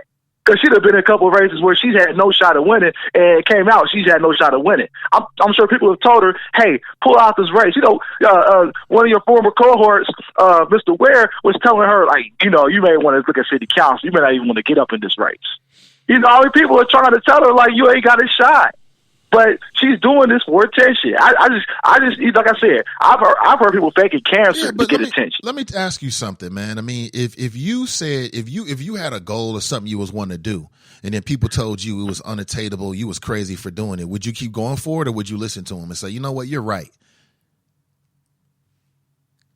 Well, me, I'm a go getter. So, Thank you. But I'm not. But see, but that's a bad comparison, because she's ran for every. Okay, what does she want to do? She want to be county commissioner. She want to be United States senator. She want to be a council member. Like, what does she want to do? Well, you're not asking the same question. She ran for so many offices. But you're being unfair, though. You're not applying that to Connie Pillage. What does Connie Pillage want to do? She ran for governor, pulled out. What does she want to do? Right. Okay, then. Well, we're not talking about Connie. Look, but see, the thing is, no, I'm not applying that to Connie Pillage. You know why? Because again, I think my personal perspective is that Kelly Prather's been sent into the race by the Democratic establishment to sink Alicia Reese on the black side of the vote. So Connie Pillage don't factor into that. Do you have any evidence of that? I'm looking into it. Okay, so this is your speculation. I told you speculation. I'm looking into it. Okay, you're looking into it. Well, if you find something, let me know, man. Yeah, I will let you know. Because, I mean, I think just based on her behavior in the past, she's an attention, seeker. And so this is a perfect way to try to get some attention. I find it unfair to Alicia Reese that you got somebody like Kelly Prather jump in the race to try and take away the black vote. Well, and somebody's got her doing this. She ain't doing this on her own. Well, didn't Kelly Prather announce first? I think she did. She announced right after Fernand Rucker. I don't know if she announced first. I can tell you, I seen her myself with my own two eyes turn in petitions on Tuesday. That announcement don't mean ish to me. It's when you turn in the paperwork. When you turn that paperwork in, you're a candidate. You can say whatever. I can say I'm running for president of the United States, but until I turn that paperwork in, I ain't no candidate. No, that's not true. You are. She just turned her stuff in on Tuesday. You're now it's official, but you are a candidate. Publicly, you've just announced that you're a candidate. Now, to make it official, like your name's going to be on the ballot, that's different. I agree with you. So, was that the deadline? Was this week for all the candidates? Nah, the deadline is the 18th, I think. It's Wednesday. Okay, so that's why she's turning. Has Connie Pillage and Alicia Reese turned theirs in? Do you know? I don't know. You know what? I have to look at the Board of Elections. I think I want to say that. I want to say Alicia Reese turned her stuff in already. But let me ask you a question. If, let's say, Alicia Reese had not turned her stuff in and Connie Pillage had not turned her required whatever in, does that mean that they're not candidates? Not officially. Okay. But they're still candidates to the public, though. Well, no, not necessarily. I mean, you can say that you're a candidate, but until you turn that paperwork in, you're not official. I mean, you're right about that. You can say they're unofficial candidate. You want to put it like that? They're unofficially a candidate. Yeah, I think that's the best way to put it. Unofficial candidate. I think that's the best way to put it. So I think that's cool. I mean, she might. Kelly Pepper may have been an unofficial candidate before everybody else, but she just got official this week. Right. But after Alicia Reese got official. Okay. So now we got two official candidates. There's some technicalities in that, but the reality is, Alicia Reese been in the community for 20 years running for office and winning. And then you all of a sudden, Kelly Prather going to slip into this race right here? Man, this is crazy. It's like self-sabotage. She's being sent in by somebody to sabotage her. Okay. That's my personal opinion. Do I approve of that? No. But sometimes I do have my instincts. Okay. All right. So anything else? Nah. I think that, hey, did you watch Lamar Jackson yesterday? I did not, man. I did not. Against the Jets, I just wasn't into it against the Jets. I didn't care about that opponent. Well, just check out the highlights. You ain't got to see the game. He put up 5 touchdowns. Just watch the touchdowns. 5 touchdowns? How many rushing? 5 touchdowns. And he was hurt. Now, they weren't all rushing, but he broke Vic's record yesterday, too, for rushing yards in one season. Tremendous and athlete. there's already still 3 games left. He's a tremendous athlete. Hey, he's one of the very best I've seen. Even in the dark uniform. right. Hey, but you know what? One game he was away, he wore the white glove for him. He did what now? He wore, because after that guy made that dumb comment, they went on the road, so they wear the white uniforms for the road. Lamar Jackson had on a white glove for him. Oh, did he? Oh, that's hilarious. So you can't see the ball, huh? Now you can see the ball as I run it into the end zone. Right. And you see my hand, too. All right. Hey, thanks for the flows, man. I appreciate it. All right, Nathan, take it easy. Yeah, most does give us something to think about. And Black Russia clearly believes that Kelly Prather was put into the race by the Democratic Party to split the black vote because they don't want Alicia Reese to win. We shall see. Now, I do know that Connie Pillage has the endorsement of Todd Portune. Does that carry weight? Maybe it does. Does it carry that much weight? So with Kelly Prather, would the Democrat Party go to Kelly Prather and say, look, Kelly, I know you're dealing with cancer and all, but I want you to really consider running for county commissioner. It's going to be, and they say that running for office is one of the most physically demanding things, psychologically demanding things you're ever going to do. So Kelly Prather, the Democrat Party comes to Kelly Prather. They ask her to do the most psychologically and physically demanding thing you can do while she's fighting cancer, and she's going to do it for attention. That just doesn't compute to me. I got to be honest with you. Even saying it out loud, it just don't see it. TNT writes, did he say she's faking cancer? No, he did not say that. He said some people fake cancer, but the implication is right there on the table, right? So he didn't say it, but you can tell he doesn't think very highly of Kelly Prather. Tracy writes, Black Russia gets it. Black Russia gets it. Is that what we calling that?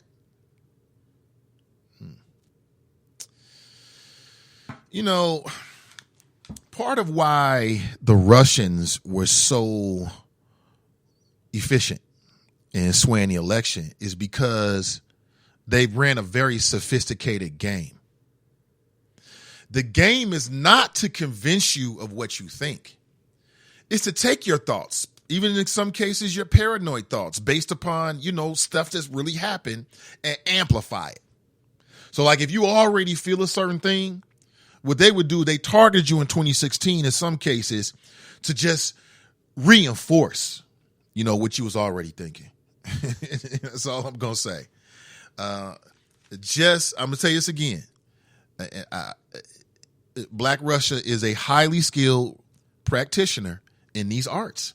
Don't let yourself be swayed. Ask yourself logically.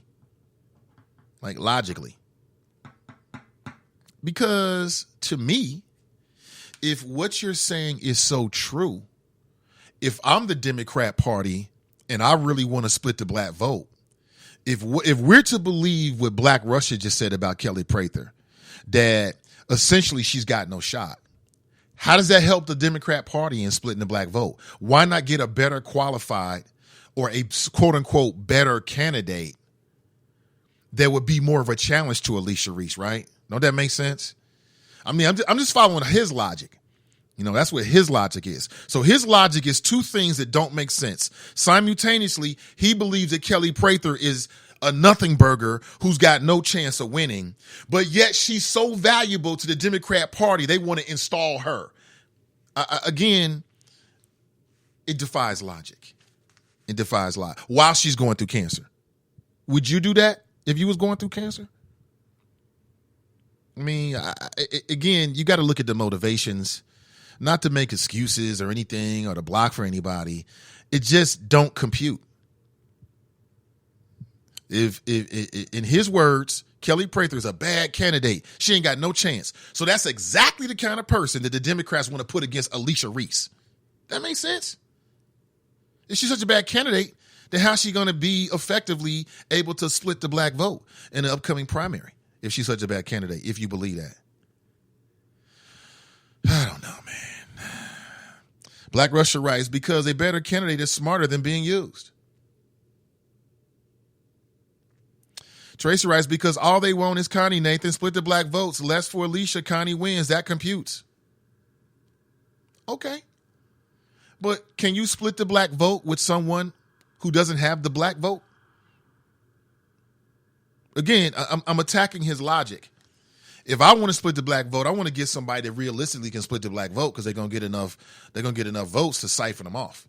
I'm not going to get somebody who I believe is a bad candidate because that's not going to serve my overall purposes if I'm trying to split the vote. I don't know. We shall see. I just feel like, people get caught up in the game a lot. That's what I think. Let me see. Good morning. Welcome to the show. Nathan, Brother 252. How you doing, sir? Hey, Brother 252. What's up, man? Hey, I'm good, man. I'm good.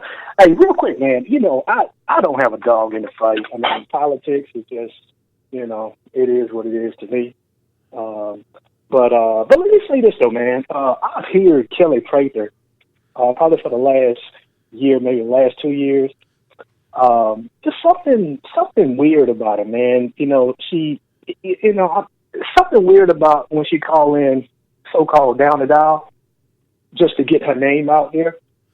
And it's just something different when somebody running for office and then you got other people that call in with a lot of substance. And it just seems like she never had substance. So just, but it's real good to hear Black Russia back on. How long he been back on? Man, he's been back for about a couple weeks now. Okay. A couple weeks now, yeah. Hey, brother, it is good to hear. I'm sorry, go ahead. No, I didn't mean to cut you off. I was just saying I was agreeing with you. Yes, I agree. It is good to hear from him. Yeah, man. Yeah, I like that video he put out there. We seen him back in the day, man, tearing up. Yes. but very, very knowledgeable, man. I think I kind of buy into what he's saying, man. But just like I said, there's always been something different about her, man. Just the way she come in and comment and the way she shows up. And so I don't even do Facebook, but so it sort of matches up with what he says about some of her outlandish attitudes on Facebook.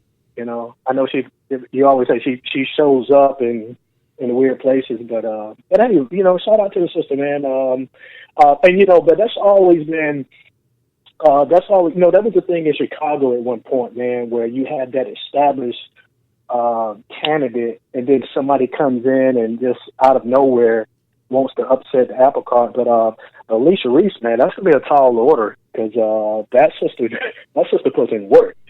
She puts in work. Oh, yeah, I got a lot of respect Hey, for Alicia Reese. A lot of respect. Hey, bro, shout out to you, man. Love the show, man. Yep, thank you so much. Yep. And I've told Alicia Reese that to her face.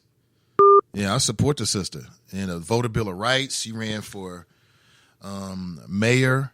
But you know what? Here's the thing about it is I've heard so much. Everybody got something to say about somebody. I've heard people criticize Alicia Reese. And you have to remember that Black Russia is not a friend of the Democrat Party. Like, if we're going to call in and bring into question the history of wacky things that people say it, well, then I have to bring into the history the wacky stuff that Black Russia has said. Y'all ain't forgotten. I don't forget. You know what I'm saying? I just don't hold no grudges and move on. You know, it is what it is. But it'll be interesting. I am going to reach out to Kelly Prather. I'm going to try to set this up for as soon as possible. Let's say Monday.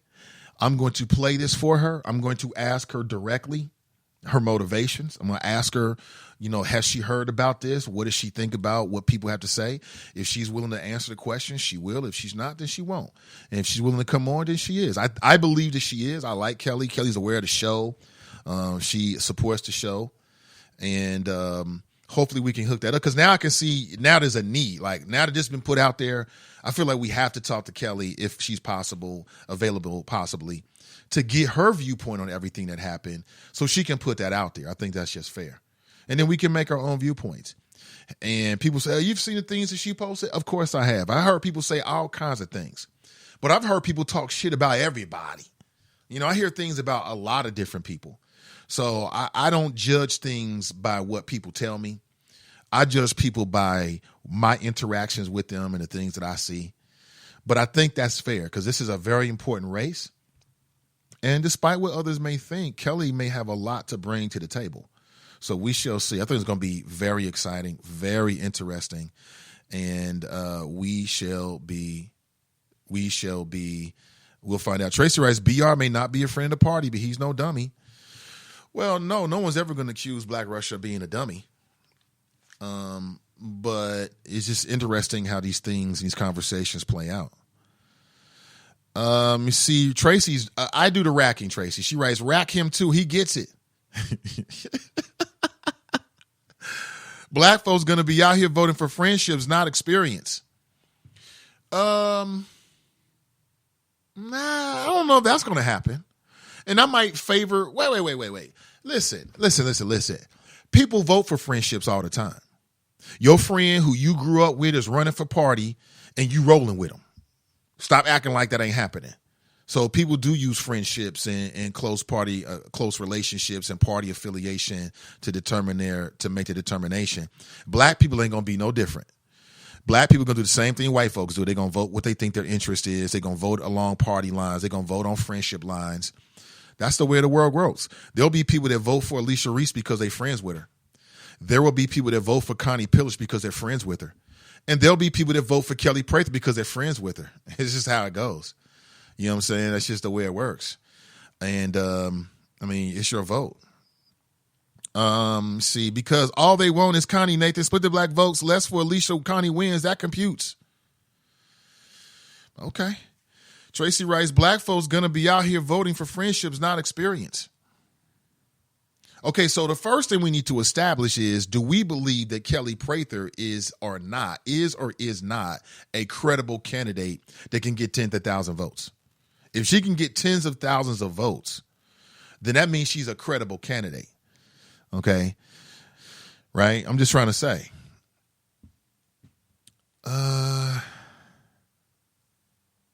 Just don't allow, again, I'll say this again. I want to say this again. In the psychological warfare is not to convince you of something that you don't know. It's to further entrench you in what you already feel. There's a power in that. Don't let people use you. Don't let people use you because they talk in that language and it sounds good. Again, that's what happens. The reason why Black Russia got his name is because of what he was doing on the internet, just like the Russians did. I'm just telling you, I know it can be very persuadable. I know it sounds so buttery good, but let's wait, get some more facts. Let's talk to everybody and then get another sense of where everybody stands. You know what I'm saying? I don't want people to be led astray. And I get it. There's a lot of resentment out there in the community, and it's based upon real things. Like the resentment that black folks have with the Democrat Party is based on real stuff. It ain't made up. And it's far more powerful to use existing resentments to influence you than it is to get you to believe something that you don't naturally believe or to change your mind. See, people think that the Russians were out there running negative campaigns on Hillary. That is not what they was doing. That was not the entirety of it. What they were doing with Cambridge Analytics is they were determining through, the stuff that you were posting on Facebook, who they thought and what they think that you already believed. If you tell me what you believe, I can use that against you. If I know what you really, really care about, I can use that to influence you. Don't allow yourself to be influenced. Let's see. Black Russia writes, dim establishment playing ID politics. Could be. This race is too goddamn personal to be silly. Hashtag sorry, friend. She writes, I can rack. I got time in here. You know what? I can see what's happening. I can see it. You certainly can. Go right ahead. Black Russia writes, the party locally is whack. I got experience with them and walked away. Hey, listen, I'm not here to tell you that you're wrong. I mean, your experiences, your viewpoint, nobody can tell you wrong about that. All I'm saying is I'm just questioning the rationale as to why you think Kelly Prather was running. That's like saying that, somebody put Kelly Prather up to run for senator because she was trying to split the vote to make sure that Rob Portman won. Is that what it was? She was going to split the vote so Rob Portman would win. Something like that, right? Again, I'm not saying these things don't happen because we know they do. I'm not saying these things aren't possible because we know they are. I'm just looking for the evidence. That's all I'm looking for is the evidence. I'm going to apply the same strategy to this as I would everything else. Give me some evidence. Okay, then we can run with it. Then it's real. Good morning to you. Don't forget tomorrow. Let me see here. Tomorrow, Ohio Kings against the South Bend Monarchs. It's their second home game. I heard the first home game was a lot of fun. The tip-off is at 5 p.m. Now, the doors are going to open an hour before the game. If you want to get there early, get yourself a nice seat. The Ohio Kings, one of the hottest tickets in town right now. If you want to go see them, I still have, let me see here. I think I've got 2 tickets available still if you're interested. Just hit me with a direct message, and they're yours. And we'll hook up a time today, between today and tomorrow, and I will travel for you to make sure I will accommodate your schedule to some degree to make sure that you get the tickets and you're able to get inside the game and have a good time. Tracy writes, who would be a fool and leave that kind of evidence out here? Well, it depends on what you mean by that kind of evidence. I mean, evidence is either, something that we can look at to see that it can corroborate that there's some kind of conspiracy and or motive. What's your motive? What's your motive? Now, I don't doubt that if Kelly Prather is in the race, that's going to take away from the other black candidate. We know that. What I'm saying is, I haven't said what's the evidence to support the theories that Kelly Prather was put up to do it by the local Democrat Party. If there is evidence, I'd love to see it. Listen, that'll be the headline and the photograph of the very next pod. Let's talk about it. But until then, all I'm saying is let's invest in things that are more real. That's all I'm saying. Black Russia writes, Kelly wasn't splitting the black vote with PG and Strickland. Yeah, but she was splitting the black vote. She was. You talking about she wasn't? Yeah. There were black folks that loved them some Ted Strickland. What you talking about? There are black folks that loved them some PG Sittenfeld, and they voted for both of those 2 white males. And there were black folks that voted for Kelly Prather. So yeah, there was a decision that had to be made. I would say primarily among black women. I bet you if you look at the demographics, and I don't remember this at all, I bet you a lot of black women voted for Kelly Prather in that senatorial race, primarily after she had that moment up with was it the Columbus Dispatch? It was somebody, it wasn't in Hamilton County. I think it was in Columbus. It was the three of them. I can remember it. They were having an interview, and then something happened, and she like checked both of them right then. And her numbers surged, and she did split the black vote within the Democrat primary. What are you talking about? Of course she did.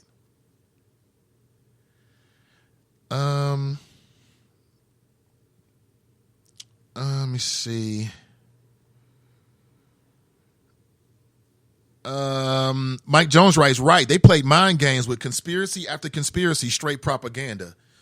Listen, when people know that you go hard for something, I'm going to tell you this right now, they can use that against you. If I know that you really, really, really, really, really into something, if I choose to, if I was into that game and all that kind of stuff, I'm talking about on a personal level, then you can use that to influence people, not to try to convince them what they already know, because that's impossible, but to further entrench them in their own beliefs, their conspiracies, based on real stuff. Like I said, black people in this country got a right to be, if you want to call it, fearful, paranoid, suspicious. I ain't trying to put water on none of this. This is a proper exercise in the black community for us to be talking about this. We should be. I'm just saying that there's a lot of ways of looking at it, and that smart people can use some of these things against you. And we know this because the Russians just did it. They was running game after game after game on the black community. Why do you think the Russians chose the black community to be the tip of the spear for their propaganda? Because of our natural and historical issues with this country. We were perfect for that. We were perfect for it. And we still remain that way. We still remain that way. Let me see. Hercules. We shall see. Never hear about splitting the white vote. That's not true. You just don't call it that. They split the white vote all the time. They just don't call it that. It happens all the time. It happens within the Republican Party. They don't call it splitting the white vote, but you may have somebody that'll run to the right of a Republican candidate. It's splitting the white vote. We just don't look at it that way. They don't call it the white vote. You know what I'm saying? But it's strategy. Strategies happen all over the place in every single election because people want to win. Because people want to win. Answer writes, because black folks think with one brain, ? Black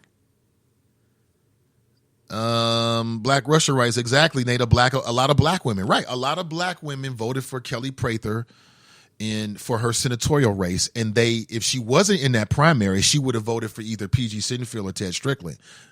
So she split the black vote in there. But nobody's alleging that she split the black vote because she was trying to take down Strickland, so help Portune. Yeah. I'm sorry, not Portune, but to help the incumbent Republican Senator Rob Portman, who is a creature from the Black Lagoon and needs to go. He looks like a creature from the Black Lagoon, literally. Tracy writes, what's happening in here, Nate? I don't know. What's happening? I don't know. See here. What Obama did and the kind of chief did are two different things that drop. Splitting the black vote is code for turnout. I don't know. Nice try, drop, but the pathology of a minority voting population has always been different than a majority voting population. People need to stop pumping you up because you don't understand what the F you were talking about. Again, education is undefeated. Mike Jones writes, the dumbest voting bloc are uneducated white people. Blacks are actually savvy. Mike Jones, I've been saying it for years that black people are savvy voters. But black people don't believe it. It's some black people that don't believe that about black people. I mean, you can never have enough education. You can never have enough education about these scenarios. But the idea that black people are just dumb, I just won't believe that. I refuse to believe it. Answer writes, a show of hands, who in here voted for Kelly in the race? Talk about splitting the black vote. Black Russia writes, pay attention. I think he means pay attention to me. Please do, because I'm giving you the straight real. There are people out there that will try to deceive you under the banner of some blackish. I'm not one of those people. I don't got time for it. Prather trying to split clout, not the vote. Hashtag clout chaser. Prather trying to split clout, not the vote. Hashtag clout chaser. Tracy writes, Jesse, wake up. They don't want 2 black women down there. I mean, when you say they, Tracy, are you speaking of the Democrat Party? Are you speaking about black people? I don't know. I can't speak for everybody. You know what I'm saying? As a black person, I have my suspicions and things just like everybody else do. But I try to be fair as we talk about some of these local issues with real people and real situations. You know, I can't speak for the Democrat Party because I'm in no position to do that. I have no idea what their agenda is. And when you say Democrat Party, it's not one person. It's a whole bunch of folks. And I think even inside the Democrat Party, you can have a split. So, for instance, right now, as I understand it, there's perhaps a split when it comes to Hamilton County prosecutor. You got Gabe Davis and those who support Gabe Davis. And you got Fanon Rucker and those who support Fanon Rucker. Again, from my standpoint, it's hard for me to speak for anybody, but let's say I'm controlling the Democrat Party. I want a Democrat to win. Black, white, green, Asian. I want a Democrat to win. So if there's a split inside the Democrat Party where you have some who favor one and some who favor another, is that fair to say that they don't want this or not? Again, I think I'm just trying to bring some realness to the conversation so we just don't trade the currency of what we think and all this other kind of stuff. You know what I'm saying? I'm trying to look at it logically. You know what I'm saying? I mean, so, there's some people say the same thing about that race. Actually, I've heard people say the same thing about Fanon Rucker and Gabe Davis. I've heard people say Gabe Davis was put in there to stop Fanon Rucker. I've heard the same thing about Fanon Rucker was put in there to stop Gabe Davis. I think it all depends on your perspective. You know what I'm saying? If you're a Gabe Davis supporter and you were in the race first, you're looking at Fanon Rucker like, who put you up to this? We already here. We already got a black male here. And if you're a Fanon Rucker supporter, you're looking at Fanon's, multiple years here, all the community work he's done, the fact that he's a leader here locally in the legal community and things like that. You're looking at that. Like, who the hell is Gabe Davis? I've heard both sides.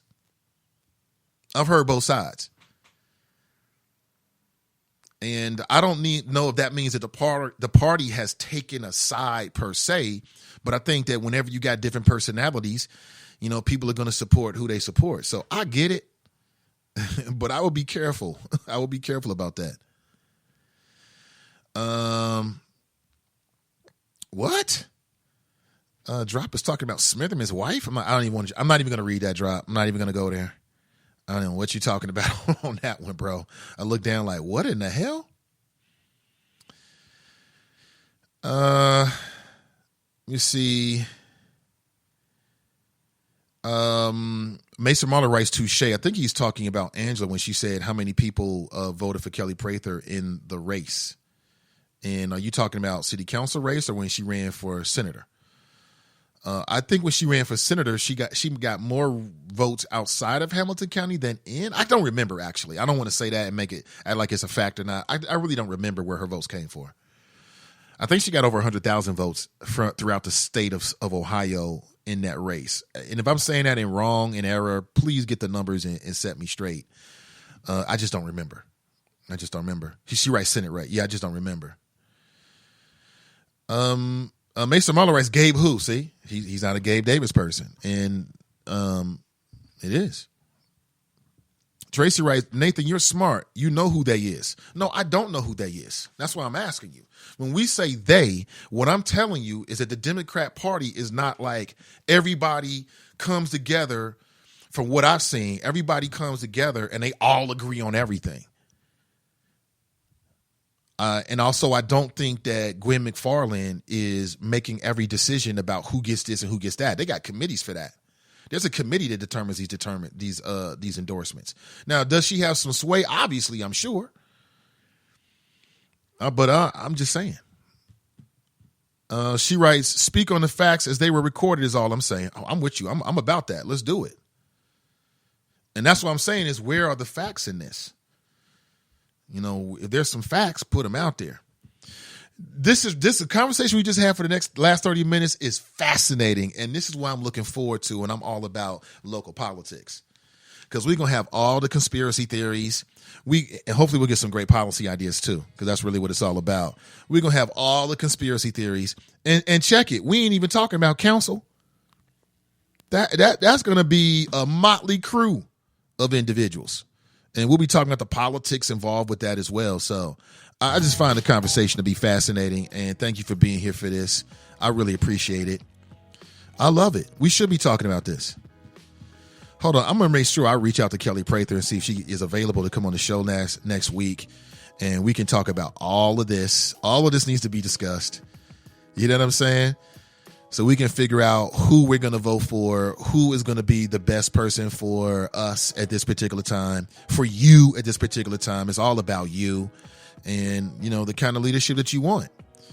You know what I'm saying? Oh, thank you so much for the share, Kelly. I really appreciate it. She writes, Kelly Prather, are your ears ringing? Her ears should be ringing, because we've been talking a lot about her this morning. We really should be. Again, I'm going to reach out to her. And hopefully we'll get a chance to get her thoughts. I'm going to reach out to all the candidates, you know me, and we're going to chop it up and try to figure out, you know, what the next step is. You know, have a great weekend.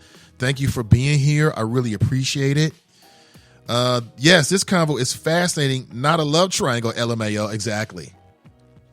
Yeah, but it still fits into the wheelhouse. People, politics, and pleasure. We're talking about politics and people right now. Again, thank you so much for being here. I really appreciate it. I'm going to post a link again for the Cincinnati Police Department and their recruitment efforts. We need good people from our community to be a part of law enforcement, to go into law enforcement, be leaders, be heroes from within, be great community, leaders, from here in Cincinnati. I posted a link for you, and you can check it out and share it with you. And thank you so much for being here. Have an excellent weekend. If you missed any of the podcasts from this week, just go on over to Sin Digital Media and you can watch them for yourself. Check it out. Like and share. A new urban voice in the city of Cincinnati. Black Russia writes, alt middle out. I would love to hear Kelly Prather convo answering questions, talking platform experiences. Absolutely. It's done. It's done. It's done. Consider it done. Thank you so much for being here again. I want to say this. Have an excellent weekend. You got Friday, Saturday, Sunday. Now, I know people that grind. There is no time off for you. You'll be working through the weekend. I get it. Okay? I understand that. And take a couple hours to just relax. Get some exercise in. Get some meditation in. You know what I'm saying? Just do you. Maybe you do your Netflix thing or whatever you do to bring you pleasure when you have those kind of moments. Make sure you take some time to be selfish this weekend. Take care of yourself. You're probably a breadwinner. You're probably somebody that has responsibilities in your household and in your job. And to do that, you got to be at your best. You got to have your energy. Take care of yourself. And remember our motto: winners focus on winning. Losers focus on winners. Stay focused. Stay winning. And we'll talk real soon.